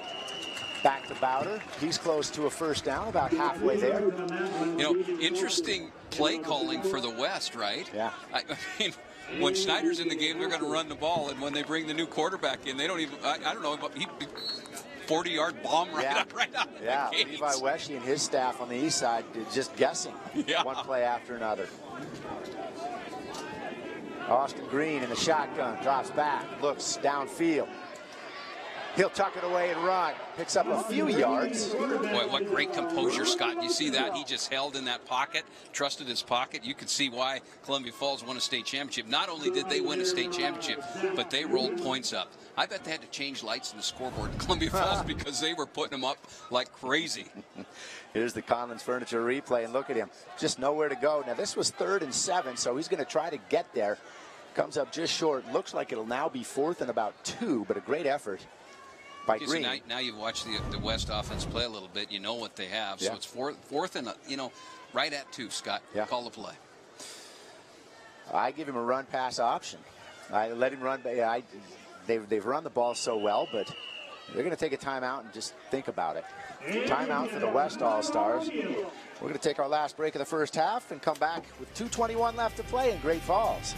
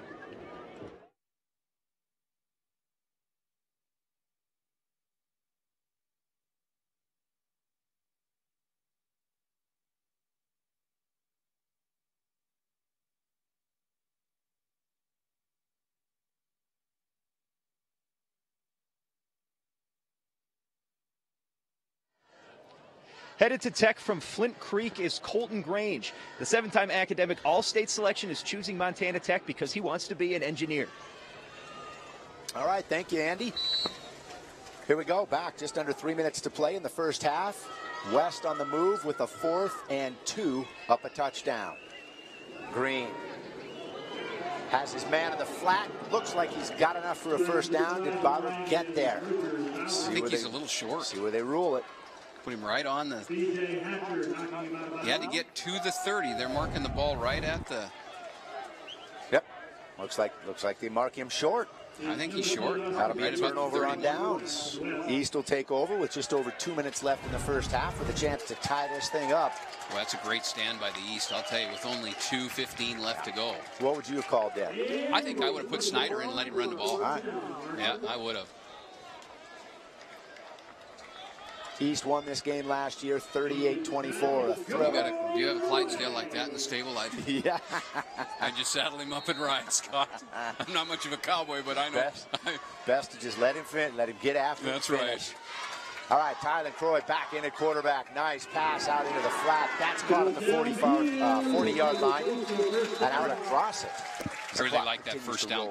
Excuse me, sorry. I really like that first down call out of the East. I think they do a nice job. They've got themselves in a lot of situations of second, short, or first down. So, James Gillum of Browning, his second catch of the night, had one in the first quarter. Exactly 2 minutes to play now. East in the gold jerseys on the move. Croy back, lobs it up top into the sun.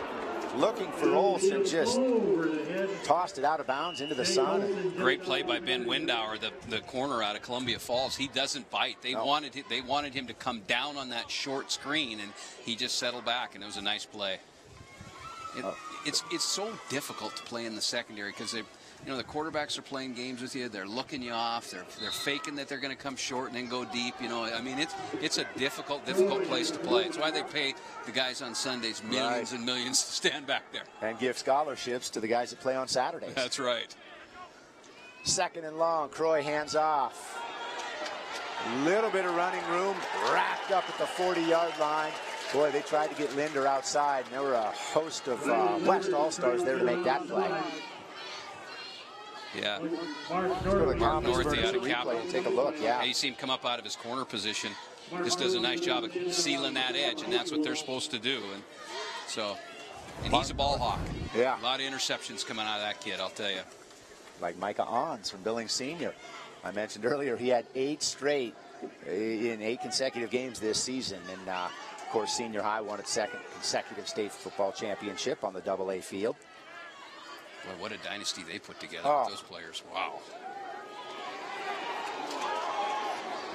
We just felt Eaton had to get rid of that football. A minute left now in the first half. East All-Stars look like they'll be forced to punt for the third. Scott, that's that strategy too, right? There's a minute left in the game. It's third down. You throw the ball, it's incomplete. Right. And now you give the West the ball back. With a stop clock. You know, that's when you lose friendships with the defensive coordinator and the offensive coordinator. There'll be no dinner after tonight. Yeah, we won't be visiting much after the game. Ben Voss back to punt it away for the East All-Stars. 1:01 left in the first half here at Memorial Stadium in Great Falls. A terrific Saturday night for July football. Voss angles it towards the right side. Takes a hop, and it's fielded by David Kopang. Looking for additional yardage. Has it out across the 30-yard line to about the 32. That's the Missoula Loyola kid. Yeah, it is. He's strong. He's very strong. 47 seconds left. It's an all-star game. Yeah, and we saw the Columbia Falls quarterback throw the ball deep. He's not afraid to. See the effort out of Kopang here. This is great. You see how strong he is with his lower body. You know, going to the grid, as we said. Breaks one tackle there, breaks two, comes back, keeps his feet moving. There's three, there's 4 or 5 guys on him finally. So Kevin Bose of Great Falls High, number 22, thought he had him wrapped up. It's tough when those guys are big, and the DB guys they just don't have that size and strength always to match up. They don't. Winterburn fires over the middle. Caught again by Kopang. He's a workhorse. Going twice to him, gone 3 times at him. 42 seconds left at midfield. Hurry up offense. You see him come back in on a slant play. Just a great read.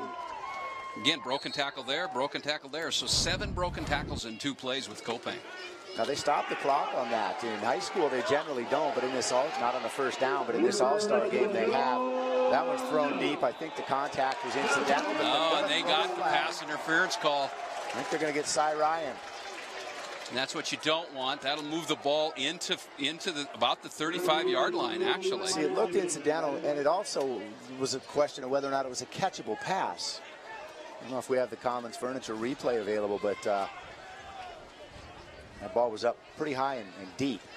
Yeah, there's been a couple of those, Scott, and the officials haven't even questioned, haven't brought that into question at all. You know, you see come across and messed with the receiver even before. So sure. Good call. All right.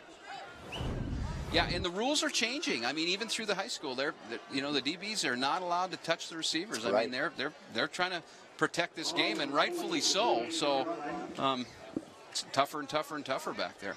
30 seconds left to play before halftime. West trying to increase its lead inside East territory at the 43-yard line with a 1st and 10.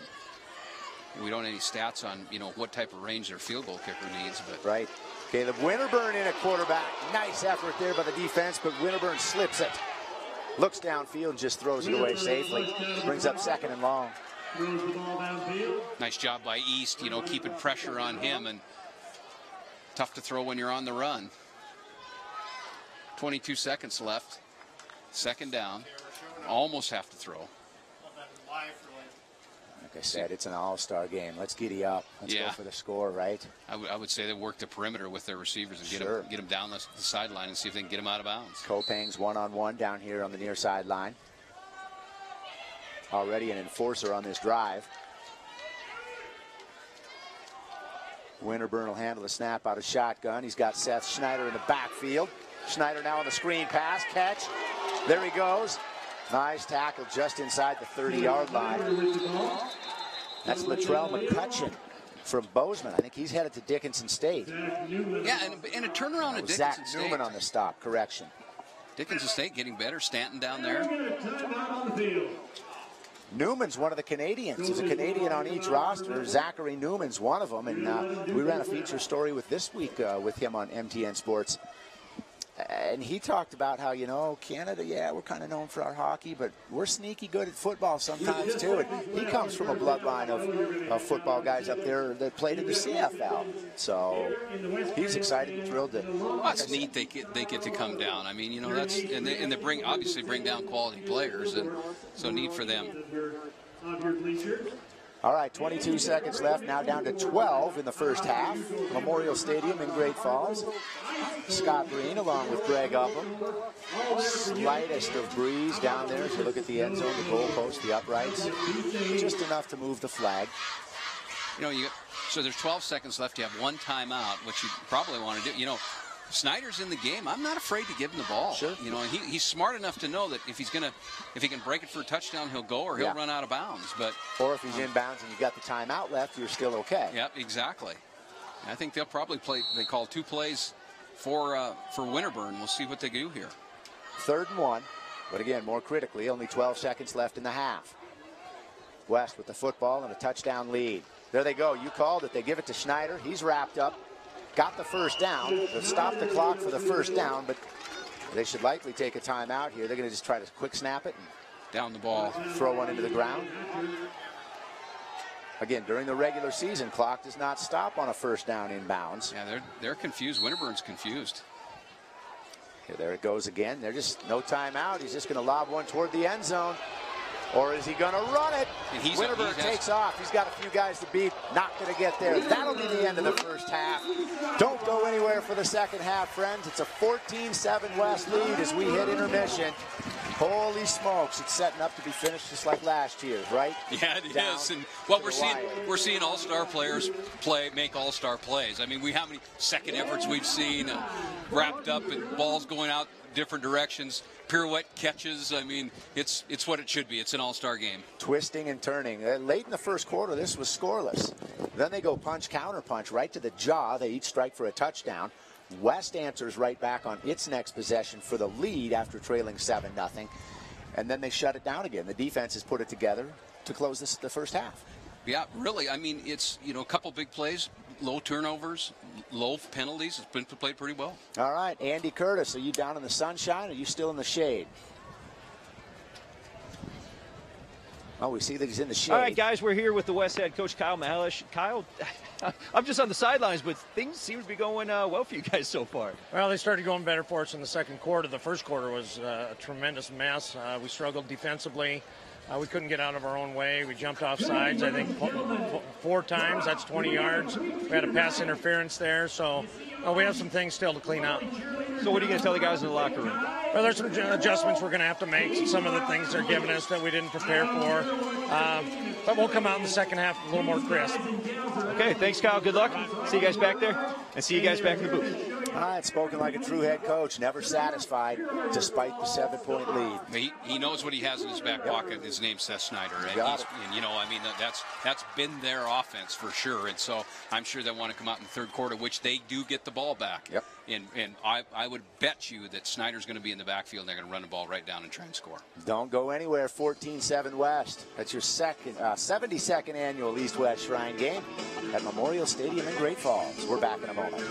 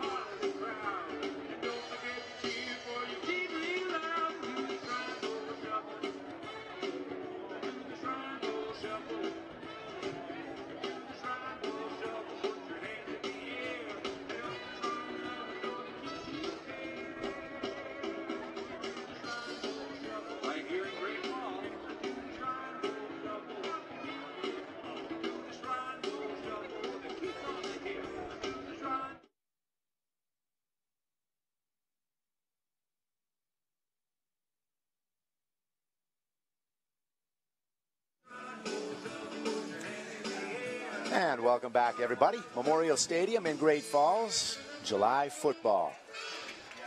72nd annual East-West Shrine game. West on top, 7-0 at half. Let's go down to the sideline with our Andy Curtis. Brumwell, who really is what this game's all about. Grant is the Shriner MVP for the night. You can tell he's having one heck of a time. How are things been going for you this week? Crazy, but it's been a fun experience. What are some of the other fun things that you've been doing other than attending the game tonight? Well, last night we had a banquet, and I've gone to practice, I've gone to the banquet, I've went to the meeting, the Meet the Players dinner, and I've done a ton of stuff this week. If you had to pick one thing that maybe was your favorite so far, what do you think that would be? Practice. Oh yeah, why is that? Because I played catch with the players, I played a bit of football there, and it was just fun. Now, is football your favorite sport to play?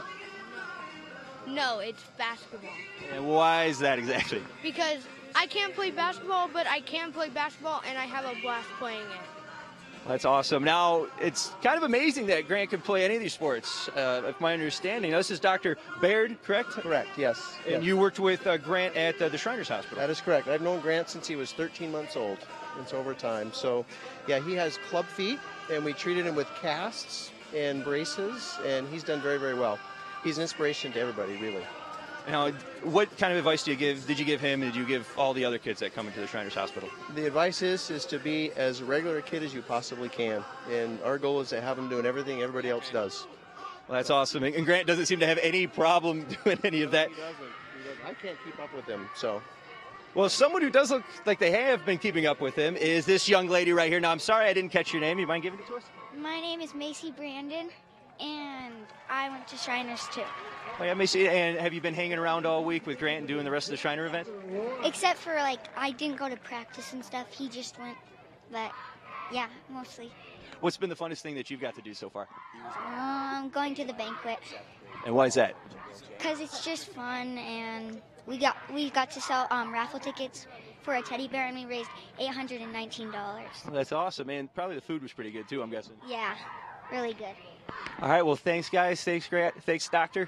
And thanks to everybody donating. Keep those calls coming in, and back to you guys up in the booth.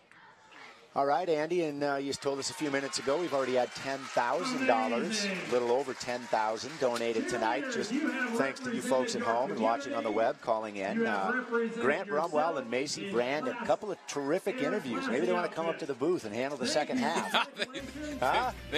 They have talent, Scott. They have talent. All right, 14-7. We're back in just a moment.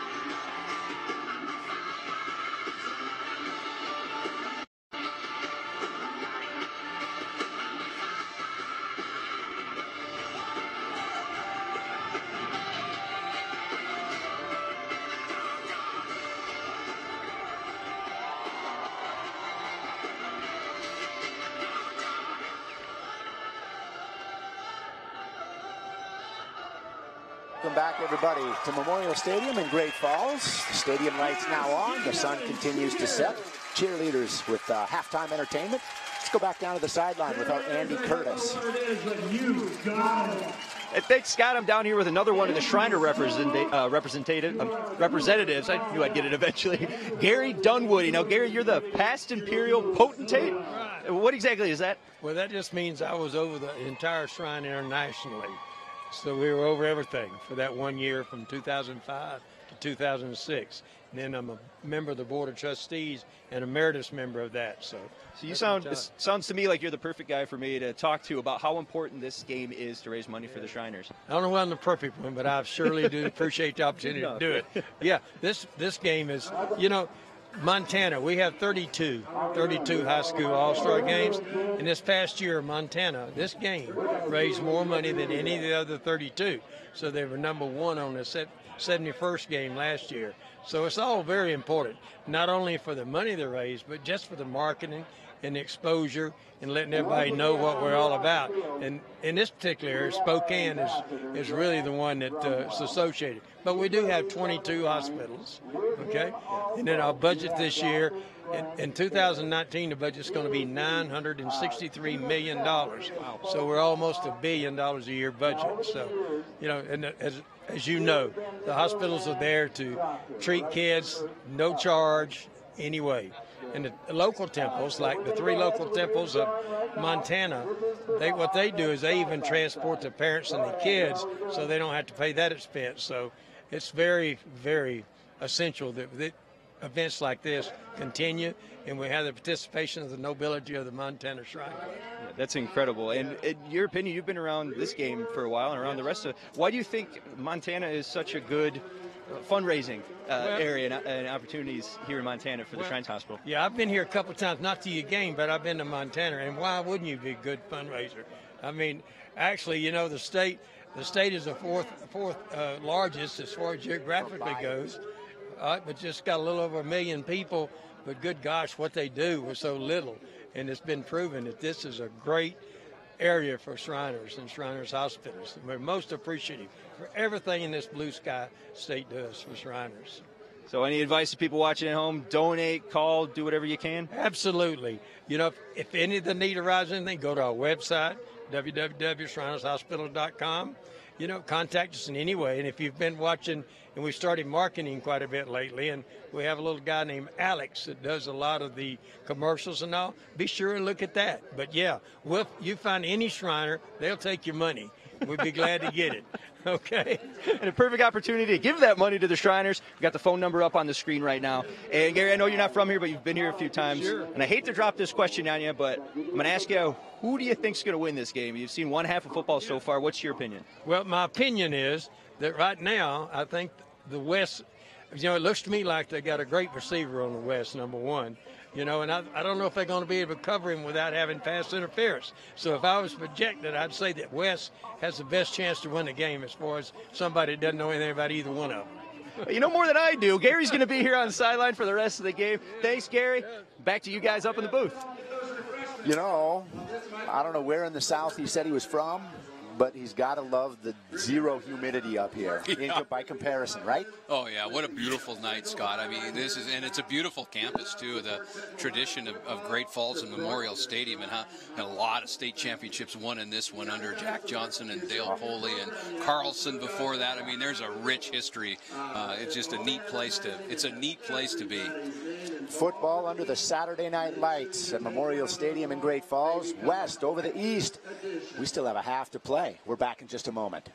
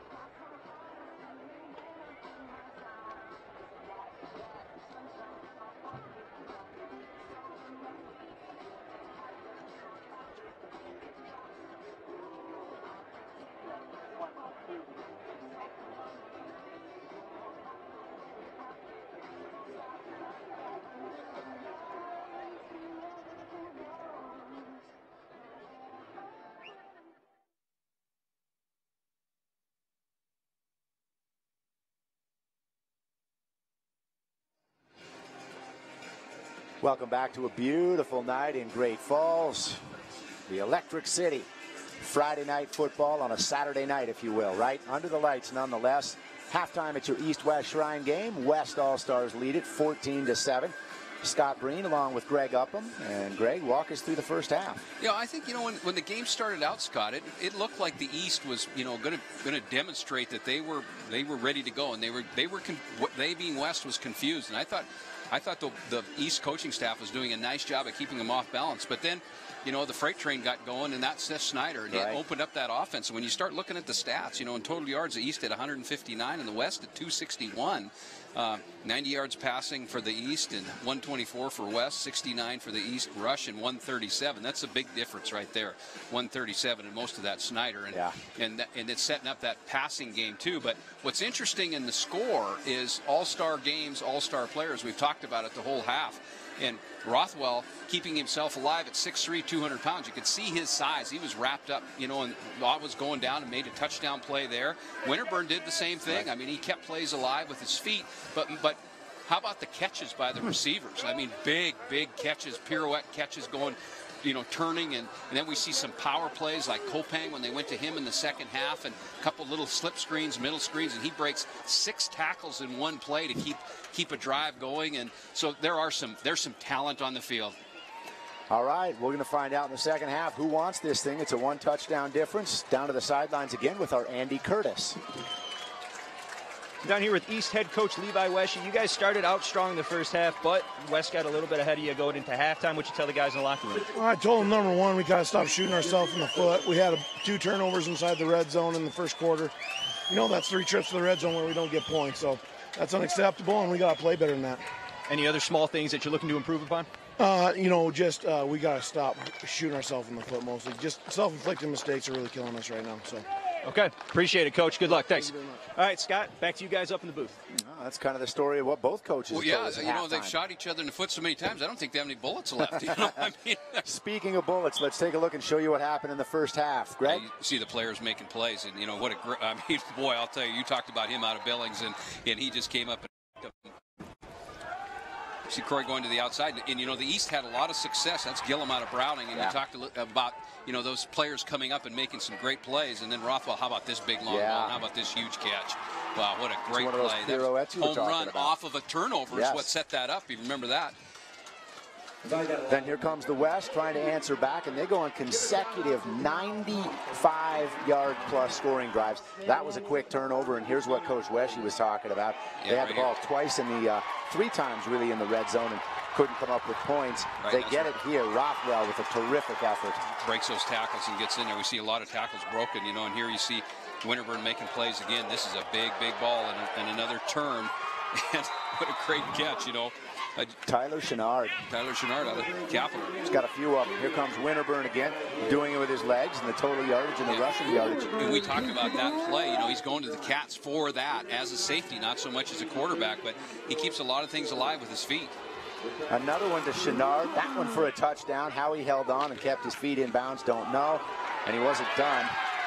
Back the other way, Rothwell moving his legs. See how big he is, He's 6'3", 200 pounds. That's a big kid, and here we go. We see Green again. I'm impressed with him. I'll tell you what. He throws a nice ball, and this is the one I think that was out of bounds. They called it out, but I thought it was it. Yeah. And it was funny. He was looking at the judge coming down to him to make that call, and that was his call. Yeah. So I don't know what that was about. But you see the caliber of the play. And that's the exciting thing. Sometimes all-star games aren't that fun to watch, but the game has changed so much, Scott, that it features the athlete. And it asks the athlete not only to play in space, but to play fast. I'm going to ask you this now. You talk about the athletes. A handful of them declined playing in this game, more so than I think ever have in the past. Why? Well, unofficially, what I've been told is the universities, especially D1 universities, are saying, you have the choice to play in one all-star game. And frankly, Montana has some great all-star games because it's a great football state. So you have the Montana game, and you have the East-West Shrine, you have the B all-star, you have the C all-star, and I think some of the players, just say, well, I'm gonna play in this one and not play in this one, and also they're involved with everything. Yeah. It's not in the 50s or 60s where it was the only thing that someone did. Right. These kids do everything, and so I think at some point in time, they just say, you know, enough is enough. Well, and if you're wondering about senior highs, Gabe Sulcer, Gatorade Player of the Year in Montana, yes, he was invited to play as well. And same with quarterback Nolan Askelson, who's headed to the Bobcats. Sulcer to the Grizz. Sulcer's been dealing with a tweaked hamstring. He tweaked it out in track and field, and so he's not. They told him no.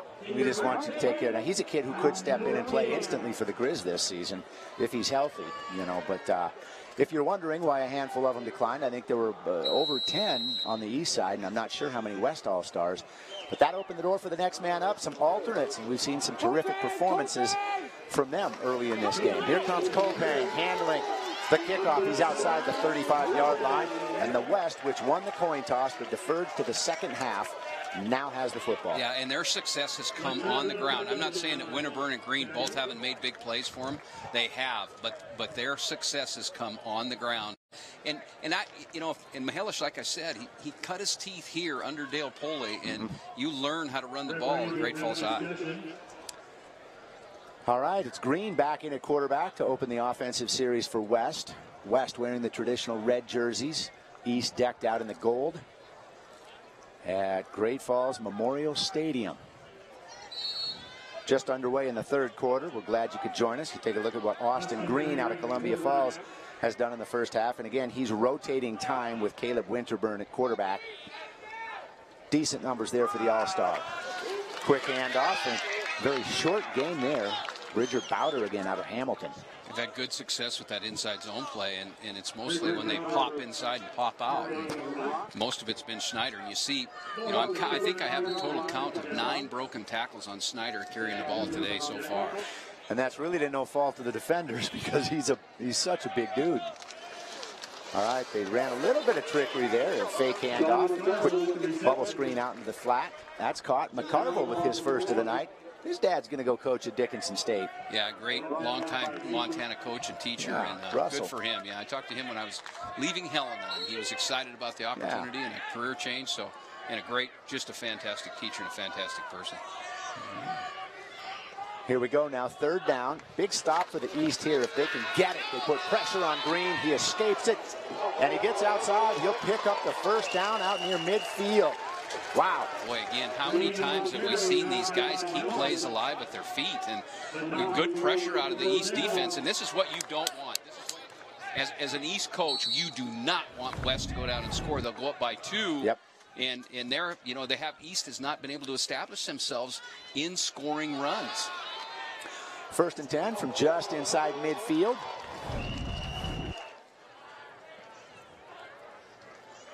Handoff back to Bridger Bowder of Hamilton.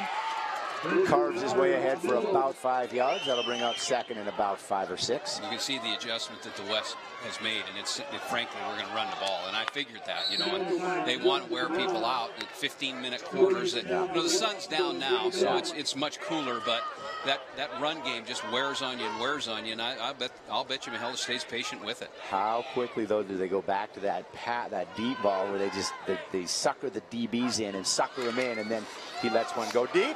There's a cough up. I think he recovered it. He did, boy.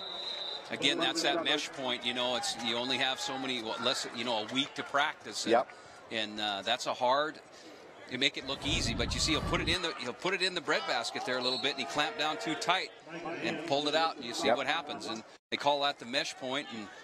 And I'm sure when you watch senior play all those years, it was flawless, absolutely flawless. Right. Yep. You know, senior high in those back-to-back championship years, man, they only one team played them to within single digits, and that was in the championship game last November. Everything else is a double-digit blowout. Green overshoots his intended receiver, Bridger Bowder. That brings up 4th down, and the East appears to have come up with a stop here. Yeah, and that's a nice stop by the East, too. It'd be interesting to see what they come out with. Now, in the first half, Scott, they had decent success on the bubble screens on the outside. That's actually what kept them going, but they didn't have the ability to run the ball.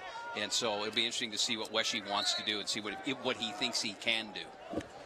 Brandon Morley back to punt from Missoula Sentinel. He's headed to Montana Tech. It's a great place for a fake, don't you think? Why not? It's an all-star game. 4th and 4, up by a touchdown. Why not? West High Cy Ryan, the 4th, back to receive. Heels on the 10-yard line.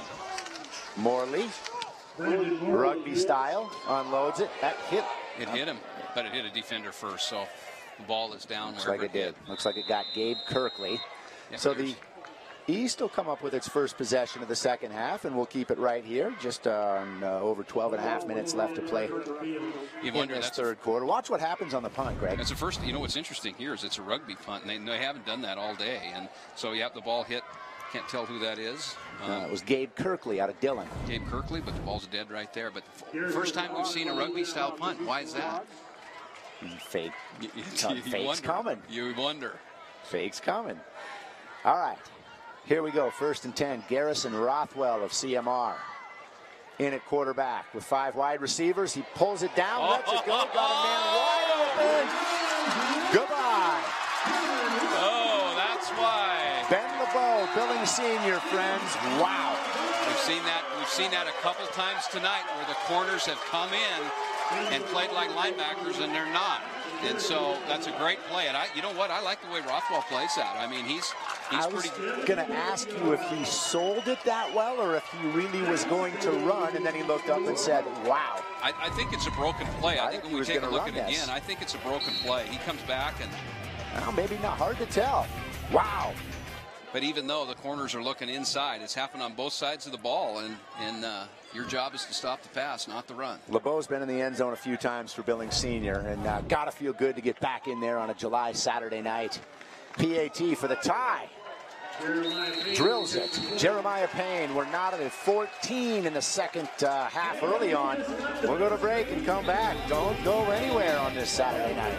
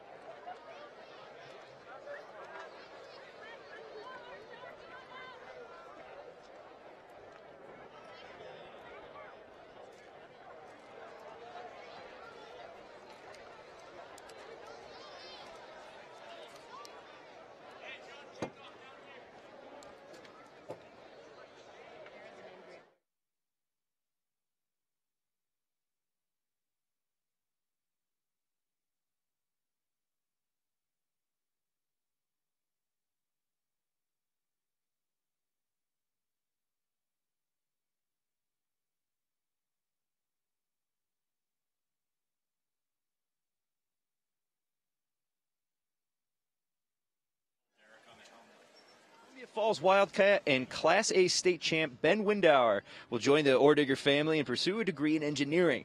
Now, Windauer is an all-state player in football, wrestling, track, and field throughout all of high school. All right, thank you, Andy. And we've got a player down. This happened on the PAT just before we went to break. Can't make out what number it is. Looks like one of the linemen, maybe, for the East All-Stars.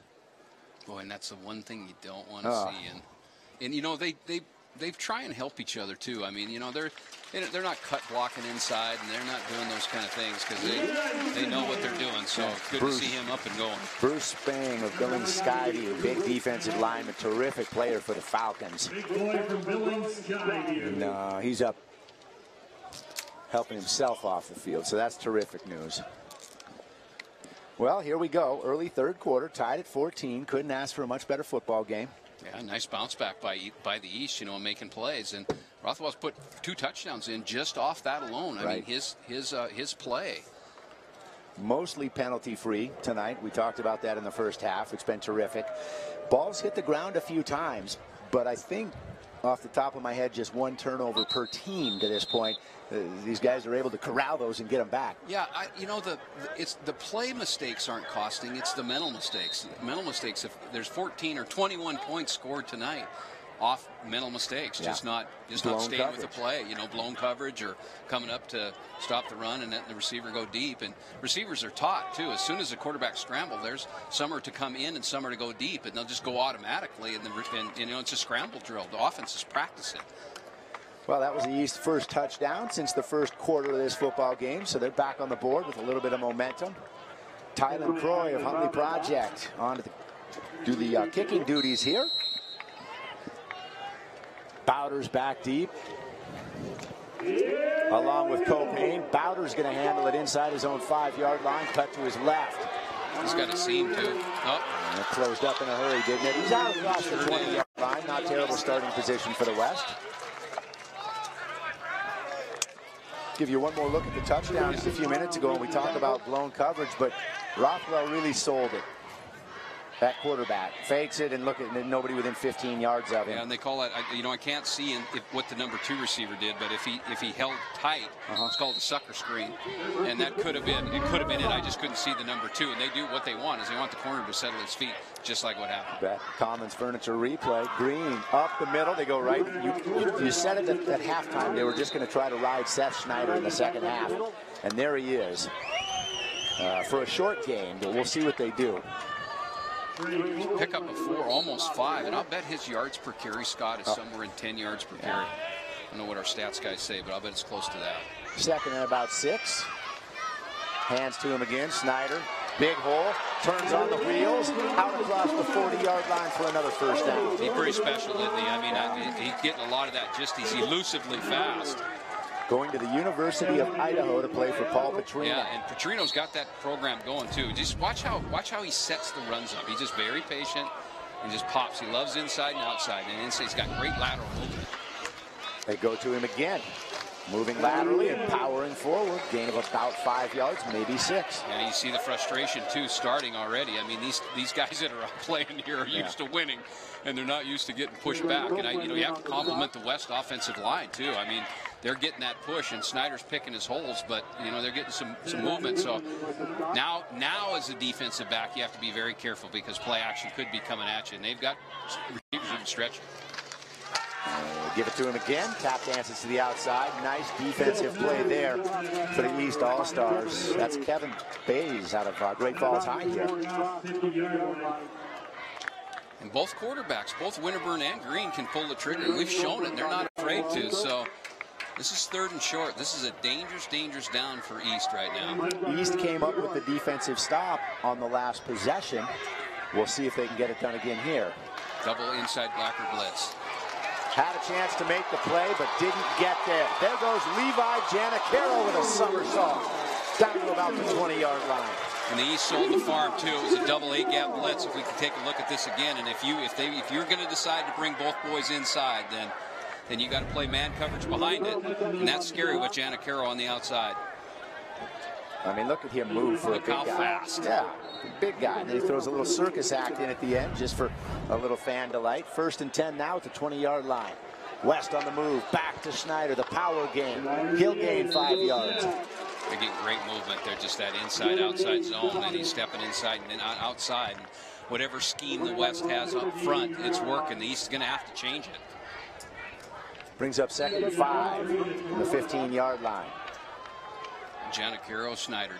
Schneider. I mean, they went with the big dogs here. Schneider again, outside, inside, another first down. First and goal now for the West. Looks like they're working that right side too, and the right offensive side is what. Take a look at that front. I mean, the West is getting some good push. Oh, they're doing a little bit of full blocking inside, and they're getting angles on it. It's kind of a wing T concept, Where's Coach Lebsock? Where's Coach Lebsock? He's right. He was a prophet, right? Yeah. So he said, "Hey, how long did it take you guys to figure that out?" Yeah, it creates angles and great angles, and the West has got it figured out right now. Clock continues to move. We're under 10 minutes to play in the 3rd quarter, and as I say that, there'll be a timeout on the field. Looks like West wants to talk about it. We'll go to break and come back. Tied at 14.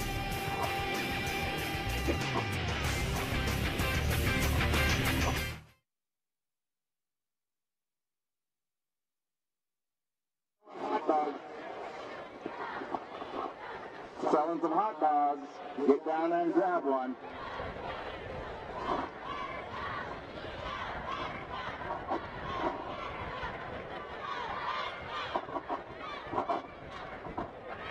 Here at the Shrine Games, we're always happy to welcome all the fans and supporters from teams from all over Big Sky country.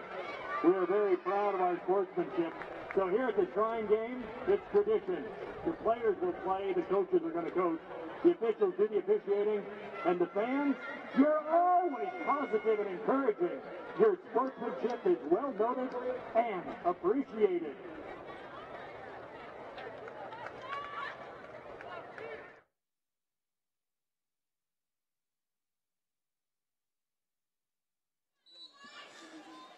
Welcome back to Great Falls. Scott Breen along with Greg that, Upham. 10 carries, averaging 10 yards a carry. And there he is again with the football. Seth Schneider trying to power the West into the end zone for the lead. He is wrapped up for a loss. That's the first time that we've seen the East stop it at the line of scrimmage, which means that Green right now is going to go play action.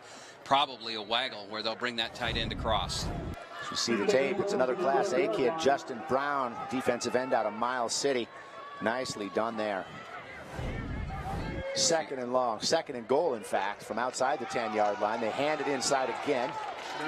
No room. They've got it figured out, does the East. Yeah, I think, like I said, we're sitting with premier players here, and they get tired of it, so they're playing with a lot more emotion, and they don't want to give in here. They know what's critical, but you just can't help but think that Green's going to play a play action and look for a receiver. Austin Green at quarterback, number 10, out of Columbia Falls, State A champion quarterback, headed to UM Western. Third and goal from outside the 10-yard line. Green looks to the end zone, has a man on the money. Connor McCarville, touchdown West. Wow, was that pass thrown tightly through a window. It was, and I like the way he's got great composure, doesn't he? Yeah. Scott, I mean, he's confident there, and he just, watch him frame himself up here. He just looks at it, throws it on a rope, look him step and throw. Look at Beautiful. the margin. There's zero margin for right over the outstretched. Wow. Hit him in the numbers. Wonder, that must be why they're here, huh? Is that something like that. Oh, right. Ben Windauer now for the PAT. Two teams have been perfect on them thus far tonight. Nice effort on the hold there. That snap was a bit low, but the PAT's good. Lead right back to the West. Punch, counter punch. We're back in a moment.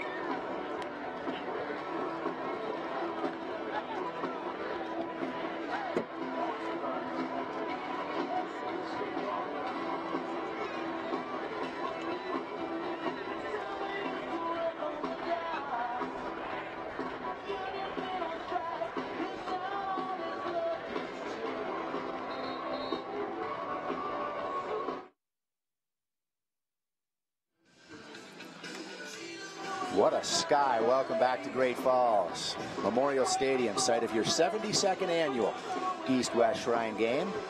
Both teams just scored. Punch, counter punch. West back on top. Their fanfare. It's a good football game, Scott. It's terrific.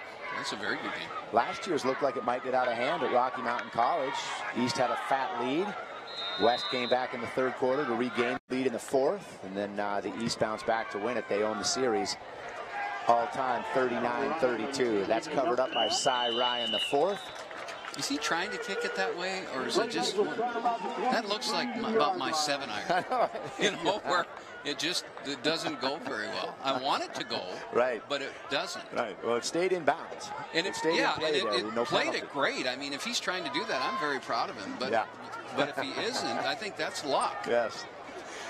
Well, covered up nicely by Cy Ryan, yes, and his dad, of course, played football at Billings West High, graduated in 1988. Handoff there, Tyler Croy caught up in the backfield, and a nice job by Alec Lovegren just to get back to about the line of scrimmage. It'll be second and long for the East. Yeah, Colton Grange out of Granite High. He's had some good plays tonight. Want to say hi to our friend Bruce Parker, watching at home tonight. He's passed along some kind words. He was supposed to be up here in the booth with you and I, and health issues keeping him grounded, and his wife Lisa taking outstanding care of him. St. Lisa. Bruce, hang in there, heal up. Hopefully giving you just a few minutes of entertainment here. Back to the air. Tylen Croy fires to the right side. He's got a man over there. That's enough for a first down. And a nice catch by seniors Colton Eliason. Yeah, nice throw, too. That's a nice pitch and catch. Both teams pushing on each other. Neither team can really distance itself. I mean, I like the try in both teams. Common furniture replay. Nice throw. Look at that. Yep. Beautiful. And nice concentration, because you know he heard footsteps. Yeah, he did. And he did not look away. He hauled it in and made the first down. I like that throw. Wow, that's a nice pass. Tylen Croy. Some last-minute instruction for James Gillum. And goes to the hard count. Mostly penalty-free football game tonight, with the exception of a few pre-snap calls. Yeah, and Carson Wheat, like I said earlier, you know, out of Powell County, he played both ways forever, so it's hard. It's really hard not to just jump. Oh, looks like he's getting put in timeout. A free 5 for the East All-Stars, trailing by 7 as we approach the 7-minute mark here in the third quarter in Great Falls. Tylen Croy, quarterback, the alternate from Huntley Project. Alec Lovegren behind him. Croy looks down over the middle, lets it go, overshoots his man. Dangerous pass, but sailed it high enough nobody could get to it. You know, East doing a better job. If we get a replay on that, I like the time that he's given. I mean, the East offensive line is given some good time. He had plenty of time. And interestingly enough, the East is not pushing the ball out wide on the perimeter, and that's where they've had success. Right. You know, it's almost like they're kind of trying to find their identity. They haven't been able to run the ball, Scott, so we might not get out of here until midnight. That's bonus football in July. We'll take it. Croy back. Ooh, dangerous pass into coverage. That'll bring up third and about 5 yards. Alex Gravlik, I mean, nice play. Called his name a few times tonight. We have, you know. So here we go. It's third and 5, midfield, scores 21-14. Haven't been able to run the ball. Most of the offense I've gotten is from my quarterback scrambling and the defensive backs not paying attention. So you go back to the quarterback draw here, maybe. Let him fake the handoff and then take off. That may be. I mean, they may put it in his hands. Oh. Excellent pressure from the outside. Terrific defensive play by Colton Grange out of Granite High. He's had a nice game. Oh. You know, Mike Cutler, who their coach, they won the state championship last year. See him come off the perimeter. Nice sneak blitz coming on the outside, and they brought it right from the snap. He doesn't see it come from his blind side. It's a nice job of eyes scanning the field, setting it up, but he just comes in untouched. Yeah. I think that, and it's fumble. You know? They called it. They called him down. I was think, watching in the grass. the replay. He unloaded the ball. I think he tried to get it off in time. Okay. Ben Voss back to punt. Gets away another dandy. Right to Kopang, who handles it at the 15. He looks for running room. Reverses field. Has a hole. Finally brought down. Nice tackle there. The effort made by number 70, Hayes Meggett from Miles City. See how confident he is. County Cowboy. Confident he is when he runs the ball. Yeah. I mean, he knows he's so big, he's going to be tough to bring down. Yeah. All right, Caleb Winterburn of Helena High back in the lineup at quarterback for the West All-Stars. He'll play football at Montana State. Seems like they want to throw the ball more when Winterburn's in. Yep. You know. Take a look at his numbers there. 5 for 7 for 89, 2 touchdowns. Got a couple of deep balls in there. Yep. And right on cue, he drops back to pass. Has some open field if he wants to run it. Unloads it instead. Sails it high of everybody. That brings up 2nd and 10. He's a Nevada gambler, isn't he? I mean, when he's running out there, that ball's gone. I mean, he's not going to get tackled for sure. I thought he might run. He had a little bit of pasture in front of him. I know that. I watched him play a little bit in Helena, and I think Coach Arnston, I think he's went from 50 years old to 53 in the span of a season. In the span of a game. In one that's game. Impressive. Yeah, so. Winterburn, 2nd and 10. About the 32-yard line. He'll fake the handoff and fire. Got his man who slips, regains his footing. Levi Janicaro again, future Montana Grizzly. He's going to break a big one tonight. He's going to get the ball in his hands a couple more times. He's that close, Scott. You get the sense he's short of a first down by a yard, so that brings up 3rd and 1. clock now. Under 6 minutes left in the third quarter to play. Memorial Stadium in Great Falls. Let me guess. Snyder's in the backfield. I wonder if they're going to run. Do you think they'll run the ball?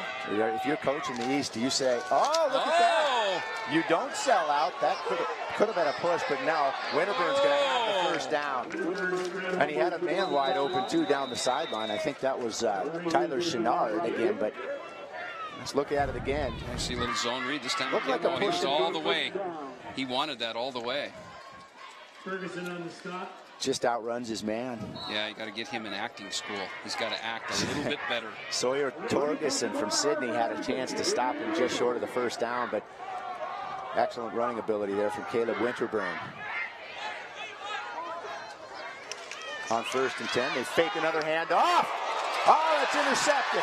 First deflected, then intercepted. How about that effort? Boy, that's a nice job. Micah Arns touched it first, number 12 out of Billings Senior. Yeah, we've seen some tip balls and then intercepted too. Yeah. I mean, which tells you, what the caliber of athlete that's on the field. But look, he tries to thread this in there, and he doesn't see the inside defender. Arns deflects it. He played that like hacky sack. He did, didn't he? He pulled that off his wrist and then off of his foot. And that's effort. Boy, that is. That's Caleb Kanoki out of Forsyth. Excellent play. That's a nice play. Forsyth had a terrific run this season. Kanoki gets his action tonight. Ball back to the East, just outside midfield. Trailing by 7, driving late in the third quarter. Garrison Rothwell back in a quarterback. Has his man wide open. Looks like. How about that? On the money, out of bounds. Trayton Pickering from Sunburst. Can't keep us down. We talked about this earlier. This is called the sucker screen, so watch the replay here. He wants the corner to settle. He's faking and throwing the short ball, and then there's another vertical behind the corner, and guess what? Just threads it. Threads it right to him. Tight spiral. First down. Nice play call. Inside the red zone. East right back at it. This is where the East has had trouble because they haven't been able to run the football. Right. And when you get down here, you have to run the ball, and they haven't been able to do it. Let's see what Rothwell does. 3 wide receivers. They'll try the run, get a few yards, burn a little bit of clock. It comes down to it. If the West wins, you go back and you think about Michael Lee's goal line stand in that first quarter. Yes. That'll come back. That'll be a big, big play. That's Riley Linder in there at running back. Rothwell back into the huddle for 2nd and long. Looks like about 8 yards. They like Rothwell in the red zone. He's been good to him in the red zone. He's broken tackles and made some plays. So look at his numbers. 7 of 9 for 167. And they're going to let him fire it again. He looks to the end zone. Got a lot of time. Had a man over another tip ball, nearly intercepted. And almost intercepted, too. I mean, wow. I'm impressed. Pickering just couldn't get it. He's a tall dude. Just couldn't get it. He's 6'5". And really, the East hasn't been able to protect him as of lately. Most of this half, he's getting some pressure from the outside. He gave him time there, but he got hit. That was a big hit. He popped right back up, though. That'll bring 3rd and 8. So the best play has been bubble screen. I can't believe that they won't set trips out to the wide side. Right. And here it is. Okay. And just try and hit a quick screen out here and see if they can get it punched in. Here the West coaches moving their guys out. See him? Absolutely. See him move over. Wide open. Pickering's not going to drop that one. Touchdown East. We just read that. He put that safety down with his eyes. You see, that's an experienced quarterback because he did pull that safety down on the number 3 and he popped it right to the number 2. And he was open. Wow. Wide open. Let's look at it again. Watch him here. He's got. Look at him. Look at the safety. See him pull him over and then go out inside of him. That's a great play. Trayton Pickering uses his hands, then secures it. Touchdown, and we are a PAT away from being tied. Is this last team with the football wins? It may be. Ball's up. It's good. We're 6 for 6 on PATs tonight. How about that? Just over 4 minutes left in this third quarter. We're going to keep it right here. Why go anywhere? Well, if I'm the East, I mean, Rothwell. Look what he's done in the game. Yeah, Scott. I mean, he's what is he? 9 for 10 now. or he only has 2 incompletions all night long, and that's his 3rd touchdown. Yeah. I mean, that's not a bad night. Got to start thinking about some MVP honors at some point. But look at that thing, huh? Was that in 71 or is that his number? Fits him a little snug, though. Look at him. There he is. Yeah, that's it. You betcha, buddy. He knows it. Show it off. He wants to get into the game. Yeah, huh? I think he still could play. Get him in. Maybe one play. If you can't see it at home, we've got a couple of big screen jumbotrons down on that south end zone, and fans can see what you're seeing at home. Tyler Croy back on to kick for the East All-Stars, who've just tied this 21.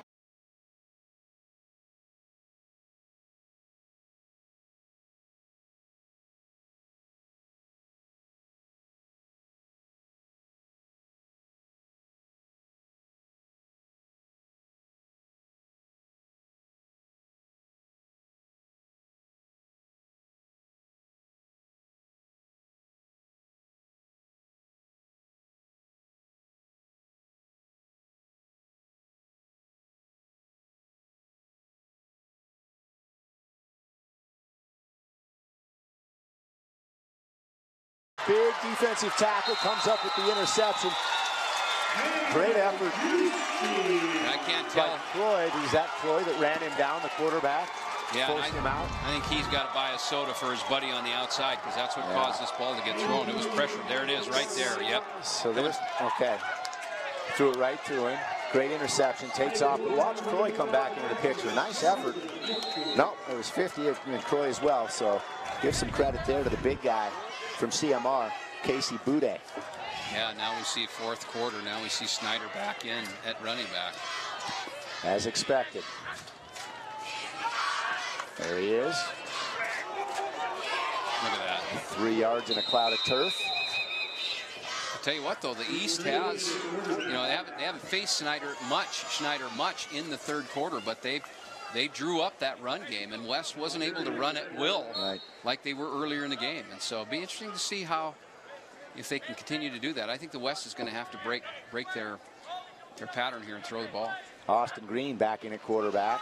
They go to Snyder again, looking for room on the outside. Got some, just powers his way down toward the 10-yard line, short of the first down, so it'll be 3rd and about 3 or 4. And it goes back to the kicking game as we take a look at the Commons Furniture replay. Effort. I mean, 2nd, 3rd effort. Check this out. Yeah. Hit 1, miss, 2, 3. 3 guys, 2 guys, 4 guys on him right now. Yep. He's tackling him around the shoulders. And that just doesn't work with him. So now you wonder if back to the kicking game, if they don't pick this up. There goes Green. He's close to it. Looks like he's at about the 6-yard line. That should be enough for a first down. It is. Yep. First and goal for the and a West. good decision by Green, too, to hang on to it and use Snyder as a decoy now, because the East defense is doing a much better job. You just go a heavy dose of Schneider now with 1st and goal? Or? I think they'll probably go inside zone with him. What he'll do is he'll step down inside and then try and pop out. There's more perimeter players on the outside, though, with the East defense here, so it'll be more difficult for him to do that. Gain of a yard, maybe. That'll bring up 2nd and goal from about the 5-yard line. 21 apiece into the 4th quarter, under 10 minutes to play in your 72nd East-West Shrine game. You know, and this is as a defensive coach, you know, you have to stop the run, and that's what you're going to load up for. And invariably they're going to play action pass you. I mean, it's just one of those things you just know. As a coach, you know it's coming, but you know at the same time, you just, the odds are 60-40 that they're going to run, so you're going to load up. Just short. It'll bring up 3rd and about 2. 3rd and goal from the 2 or the 3-yard line. And in the meantime, we're now under 9 minutes. West continues to burn a little bit of clock. So I'm assuming, I don't know if the West will go for a field goal, but if I'm the defensive coordinator for East, I'm not playing for a field goal. Okay. I'm bringing everything. I'm bringing everything I can. If you throw the ball and score, I'm giving it to you. All right. But I'm not going to let Snyder beat me. All right. They go with Snyder outside, powers down close toward the goal line. No signal yet. Coming in. They're going to call it 4th down, Greg. 4th and what, half a football? A chain length, maybe. Okay. Like Let's look at it again. Yeah, they're patient. See how patient he is with it? So now this is PAT time. You bring your guy out for the lead. Okay, I didn't think they'd play for a field goal. Right. I don't think they trust their kicker. Right. He's 3 for 3 on PATs from this distance.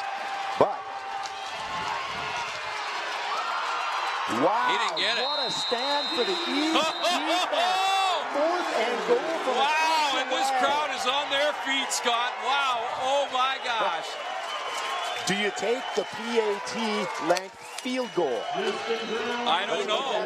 You know, and here, you know, Green probably should have pulled the ball here. They may have given him the option. He held it, followed him in. You see that? Yeah. Yeah, here it is from the line of scrimmage. Couple of guys from the West in there. Just a terrific effort.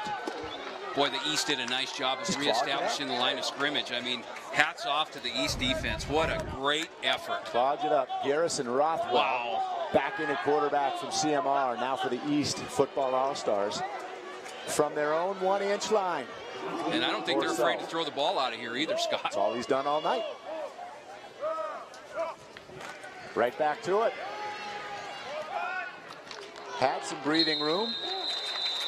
Dropped. That pass was intended for number 17, Zach Denardi. I'll tell you what. If I'm West defensive coordinator now, I'm going Send for safety. Everybody. I am. I'm gonna do it. So they're going to take the 2 points instead of the 3 points they would have had for a field goal. 2 in the ball back. Yeah, and the ball back. Yeah, I think I try and win the game right here. I really do. Send them, send the house, because you know they haven't been able really to hold just past it. Yeah. That offensive line hasn't been able to hang on to West, so I'm bringing it. Well, they've only got 4 up front. Not a lot of pressure. There's your breathing room right there. It's not enough for a first down, but a nice completion there. Colton Eliason, who's had some big catches tonight for Billings Senior. 3rd and short, going to be about 3 yards short. Yeah, you know they can't. They haven't been able to run the ball, right? They have not been able to run the ball, so why not? Why not gamble? There's Rothwell. Checks in with the coaches over on the sideline. Looks kind of like Sunshine from, remember the Titans in that shot. Look at his hair coming out the back, right? You just dated yourself. I know. Probably. Wow. I don't want Rothwell to have the ball. I don't. If you're a defense, yeah. He's trying the hard snap count. Didn't get it. Nobody bit. Double pass. Nope. They got the first down. Just enough for the first down. Boy, they just have scrapped their way in and out of this game, haven't they? I mean, they really have. Nice catch and effort by Zach Denardi, the Custer County product. Gains a first down by about half a yard. The clock continues to move. With 7 minutes left. East has 2 timeouts. West has all 3. They'll start the clock on the chain reset. There it is. And you've asked the question all night long, whoever has the ball last, is that who wins? It may come down to that, Scott. But do they win it with a field goal? That's my burning Could you have won it with a field goal, yeah. right? 1st and 10. They fake the handoff. Rothwell keeps it. Gains maybe a couple. Bring up 2nd and long. Terrific football night at Memorial Stadium here in Great Falls. 72 years now they've played this East-West Shrine game, and it now rotates between Billings, Great Falls, Butte. Laurel had it for a few years. And I've heard, I haven't attended out of Great Falls, but I've heard it's been extremely well attended in those cities that it's been. It was, yeah. We did the play-by-play when it was in Laurel, and it was terrific. And same last year at Rocky Mountain College. Terrific attendance there. So nice crowd tonight. It rotates back to Butte next July. Rothwell fakes it. There's the sucker. He's got his man. Great catch down the sideline. Gone to the well twice now, and it's worked. Trayton Pickering again. Look at the replay. The ball just hangs up in the air. Watch him pull the corner. Slowly spins around. That's what he's doing. He sets up that, looks like the bubble screen, and settles that corner, settles his feet, and there's a vertical receiver behind the corner that the corner's supposed to check, and he hasn't twice now. That is just a great sell. You see some guys that just half-heartedly try to sell that, and the defense doesn't bite. That's a great sell. That is. He gets a Tony Award for that one. Tony. Here we go, midfield. East on the move in a tie ball game. Under 6 minutes to play in the 4th quarter. Option. Handle outside. Alec Lundgren from Sydney. That's the first time we've seen that play tonight. It is, you know, and how about the play calling by East? I mean, mixing it up. Pretty good, isn't it? I mean, he's really done a nice job of keeping his team in here. Look at this little zone read. There it is, quarterback option. Just short of a first down. It'll be 2nd and 2 from the 42-yard line. Now, Scott Green, does the East have a field goal kicker, and are you coaching the kicker right now? That's my question. They do, in my opinion, they do have a field goal kicker.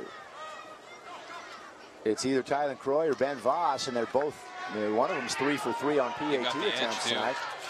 They got the edge. Lundgren picks up another first down. The clock will stop for a moment while they reset the chains. Then it'll wind under 5 minutes. Don't go anywhere on this Saturday night. Your late local news coming up after the game, all across the state of Montana on your MTN Sports Network. Tell you what, if the East wins, Scott, I almost one of my picks for the MVP has got to be the quarterback. Rothwell? Yep, absolutely. Okay. Well, he's built some drives tonight and made some big plays.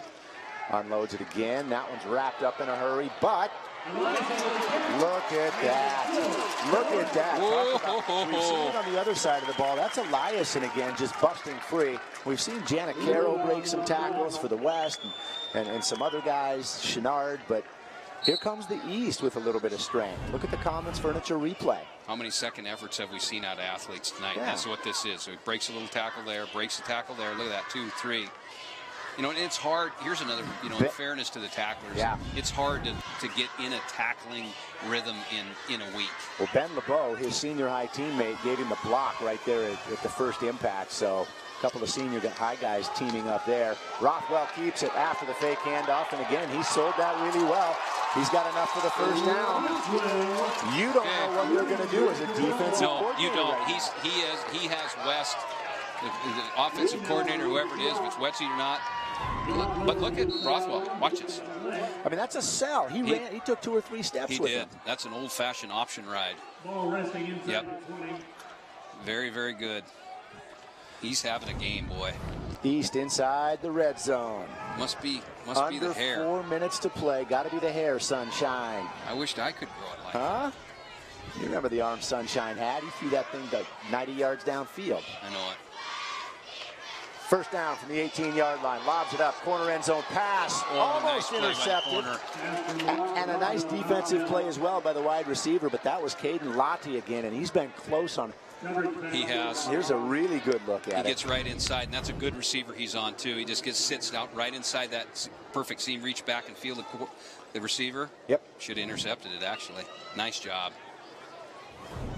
Great job. Well, coming up on 2nd and 10. Now it's Ben LeBeau again, the wide receiver there, making the defensive play.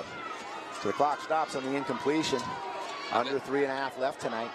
I bet neither one of us can guess what play they're going to run. I don't have any clue. Nice defensive pressure there. Another near interception, but he paid for that, too. Yeah, he had heat. So defensively, you just continue. I mean, you said it when they were backed up on the goal line. Why not just continue to blitz him? Yeah, he's going to beat you if you don't get to him. Yeah. And he's proven it all night long. This is a 90. If they score, it's a 99-yard drive. Yeah. And we've already seen a couple over 95 from the West All-Stars. Now, Rothwell's the one that makes him go. You got to take him out somehow. I mean, not take him out, but you got to get him out of the game, you get the ball out of his hands. Out of his hands. You got to shut him down. Absolutely. Well, he's got 2 running backs flanked. I just don't believe he's going to hand it off. I just don't believe he will. Nope. Fakes it to Voss. Looks to the corner. Got a man. Caught. I think he's short of the first down. That's a nice catch by LeBeau. It was a nice comeback route, you know, receiving great coverage out of the DB. You see the quality of athlete. You don't see this very often. Let me just stop you right now. They're in field goal range. They're just kind of outside PAT range. Look at that. Are they going to try one? It looks like it. Okay. They're going to do this. All right, I can't Tylen Croy is out there to hold. West calls timeout. It's about to get interesting. Don't go anywhere. We're going to take a break tied at 21 from Great Falls. What does he do defensively? We'll find out coming up.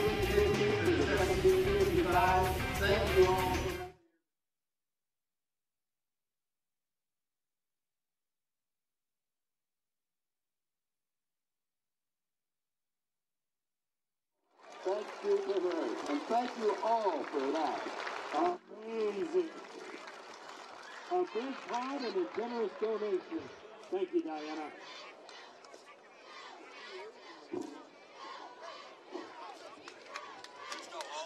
Up here in the announcer booth, we've got some lost and found items, a woman's mascara kit, and a cell phone. If you're missing your cell phone, it's an Apple. You've got to come up here and see us. Claim your goods.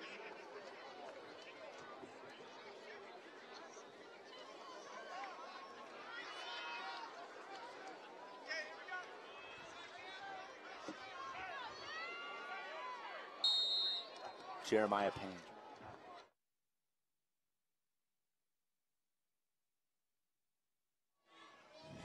All right, welcome back. There's the man right there. Jeremiah Payne out of Grenora for the lead. A 30-yard field goal attempt. First field goal attempt of the game for either side. He's got the distance, and it's good. Jeremiah Payne. Okay. All right, Coach Breen. What quarterback are you going with on the West? Winterburn. You're going to go with Winterburn? Winterburn, yeah. Okay. And, I've been begging for the field goal all night. They finally attempted it. Between PATs and field goals, these guys are 7 for 7. We're back right after this.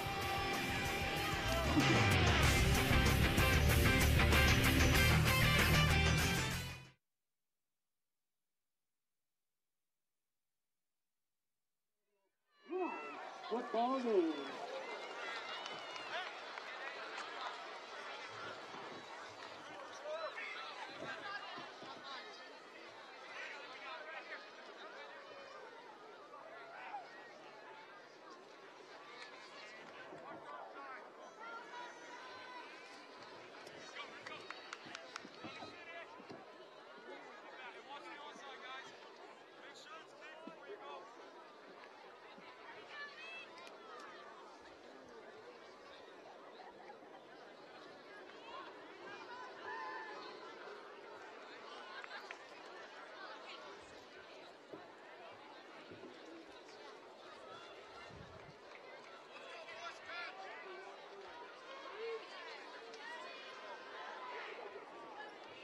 Hey.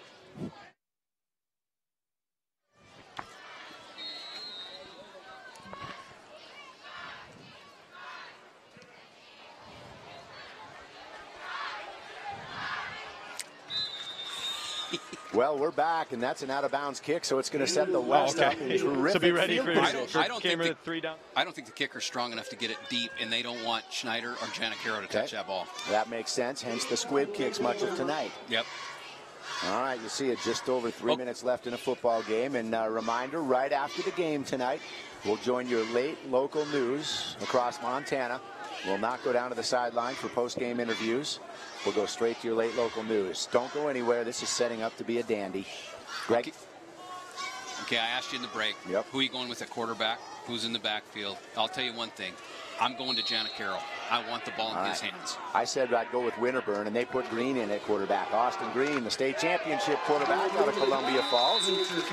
Pass is good for 5 yards. Complete to the outside to Braden Smith. They have 2 timeouts left, 2:57 and counting. They're at midfield. This Plenty is of doable. time. 2nd and 5. Austin Green at quarterback. Nice mobility, looking for the sideline, cuts it back up. There's a penalty flag down, so it's likely going to be a hold and cost the West 10 yards. The one frustration I have with Green is that I think he hangs on the ball too long. He's looking for the perfect play, and sometimes you're not going to get it, you know. And then when they're trying to protect him at all costs, so they are going to hold. So it yellow pushes flag it back. on the field. On the 10-yard penalty from the spot of the foul. Replay, 2nd down. Well, it's a great officiating crew, isn't it? Terrific tonight. A lot of them out of Helena. Are they all out of Helena? I don't know. I don't think they're all out of Helena, but they're a handful. You can just tell the quality of the officiating. You know, you just hardly see them, and they've done a great job. Well, the West now trailing by 3 with under 3 minutes to play has been pushed back to its own 25-yard line. Austin Green at quarterback. Takes the snap, looks over the middle, fires, got his man. Tyler Chenard. Big pop there. Let me tell you, it's a dangerous place to be down there. Wow. Watch them come, and they are coming fast. Wow. Cy Ryan in there along with big number 75, Jaden Hawley from Dawson County. 6'1", 235. He looked like he's bigger than 235. Green back to pass, under pressure. There he is again. Hawley looking for a sack. Green fires, deflected. Incomplete, just across midfield. Uh-oh, fourth down. Long. Is that, it is fourth. It's now fourth down. It is fourth. It flipped the chain. And it is 4th and 10. You have 2 timeouts left. Okay, you know this. You know the East secondary is not going to give you anything. No. All right, they're going to go for it, and they're just going to bet that if they don't get it, the East will try to kill the clock with a couple of runs. This is the only thing that can hurt you defensively is if the quarterback gets loose. Yes. That's it. Okay, I don't think you just play contain the 10 yards, keep the ball in front of you on the defense. Yep, that's what you have to do. Do that, you win the game. Pressure from the outside. Nowhere to go. Wrapped up. How about that? Could be a game-winning sack. Bozeman High's Brandon Cooper never gave up pursuit. That's a great effort. That's a great defensive effort. That's a great defensive effort in the second half. We're going to take one more break and come back for the finish of this game, friends, from Great Falls.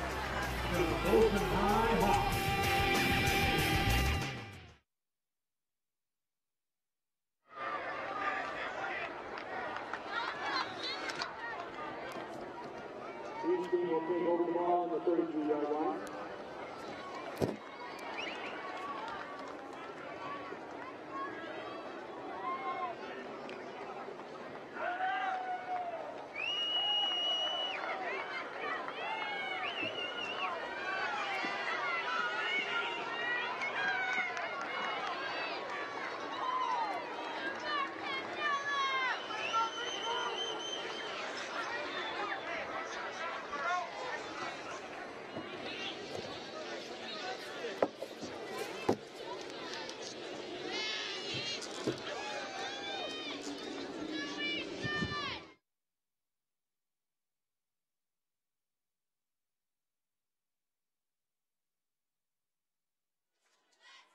Two players from Missoula will be playing on Bob Green Field in the fall. From Missoula Sentinel, Brandon Morley, and from Big Sky High, Caden Lathy, a all-state player. Brandon will study civil engineering, and Caden will pursue a degree in engineering. Some great efforts from the West All-Stars and from the East, which now has the football and a 3-point lead. Pick up a first down, and this thing's over. West still has 2 timeouts to burn. They can't kneel it out. All they have to do is run play for a little bit. Rothwell's in there. They hand off. Nice run. Ball stays in bounds. Picks up a few yards, and there's your first timeout. So the West now is down to 1. And we want to remind you, for those of you joining us, to watch your late local news. It's coming up right after the football game. No post-game interviews. We'll take you right to your CBS News across Montana. MTN Network. West up against it now, and with 1 timeout left, they've stopped the clock. They can stop it one more time, but then as it continues to burn, they may get the ball back with under 30 or 40 seconds left if they get the stop here.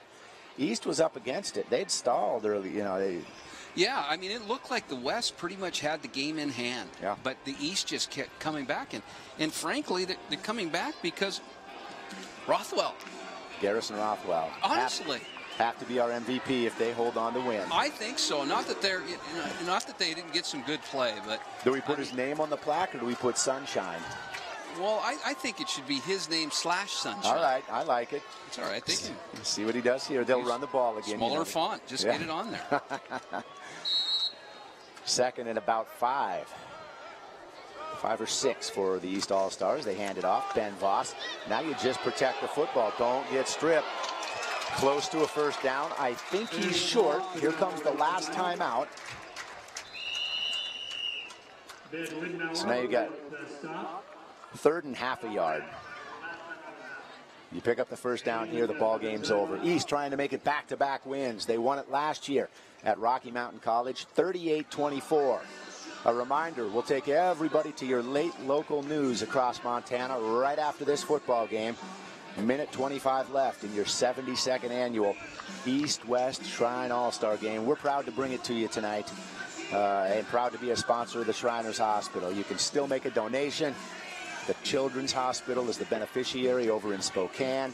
We've had some great ambassadors here tonight. 10-year-old Grant Brumwell is this year's young man from here in Great Falls, born with club feet, and was in braces, thigh high from the time he was 3 months old, surgery after surgery, and now he walks without any assistance, somewhat toes inward, but wouldn't have been possible without the help of the Shriners. So think about his life in a lifetime. Wow. 3rd and half a yard. This will win it for the East if they can hold on. There goes Rothwell. Looks to be enough for the first down. East players are celebrating. And that's all she wrote. Are they going to, yeah, they're going to reset the chains. That was their first down. First down. All they've got to do now is take a couple of snaps, and the East will make it back-to-back football wins. That's a great win for the East. Thrilling game tonight. Not a lot of penalties. A couple of turnovers. Yeah. Some mental mistakes, which is what is going to happen on both sides. In 2 great goal line stands. Yeah. The West had a great goal line stand. The East had the goal line stand to win it. Yes. Yes, they did a couple of, they didn't listen to you. No, they didn't kick the field goal. You told them to kick the field goal. They begging for it. They were on the goal line. It was a PAT, and the kid was 3 for 3 tonight on PATs. You also had Seth Snyder. Or you did, and they stopped it. Yep. I don't know. Credit to the East defense there. Maybe we give them the entire defensive MVP award because they really backed it up. That goal line stand could go to them, I'll tell you. We're just over 50 seconds away from your late local news across Montana. Quick penalty call there. Did they take the delay of game, or was it a false start? I couldn't tell. Delay of game. They don't even want to snap the football. Boy, we hope you've been with us all night tonight. Terrific football here from Memorial Stadium in Great Falls. This game shifts back to Butte next year, and they know how to throw a party in Butte. Yeah, Scott Breen along with Greg Upham here. There's the knee as the clock continues to wind.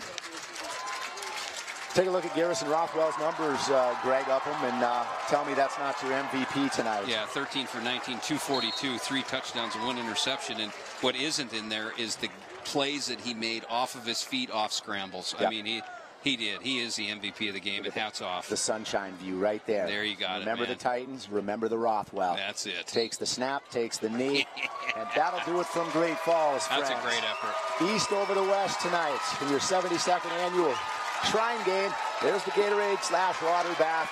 Here comes the ice and the celebration. Thank you for joining us, and for everybody across the MTN network who helped us tonight. For Greg Upham, Andy Curtis, Rick Cook down in the truck, I'm Scott Breen. So long. Your late local news coming up right now.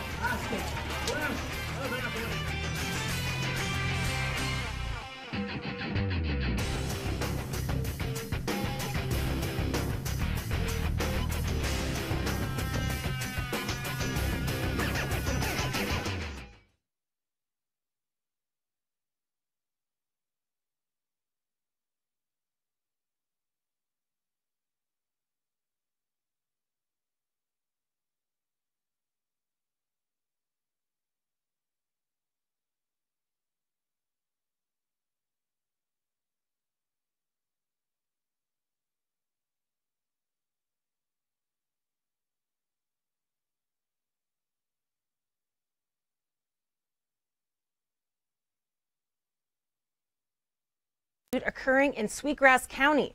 The suspect vehicle, a 2005 black Dodge 2500 Ram with Colorado plates, fled through private property, and the pursuing officers lost sight of the vehicle. 2 officers searched the area into the night, but were unable to locate Travis Bryant. They were, however, able to locate the vehicle crash into a ravine.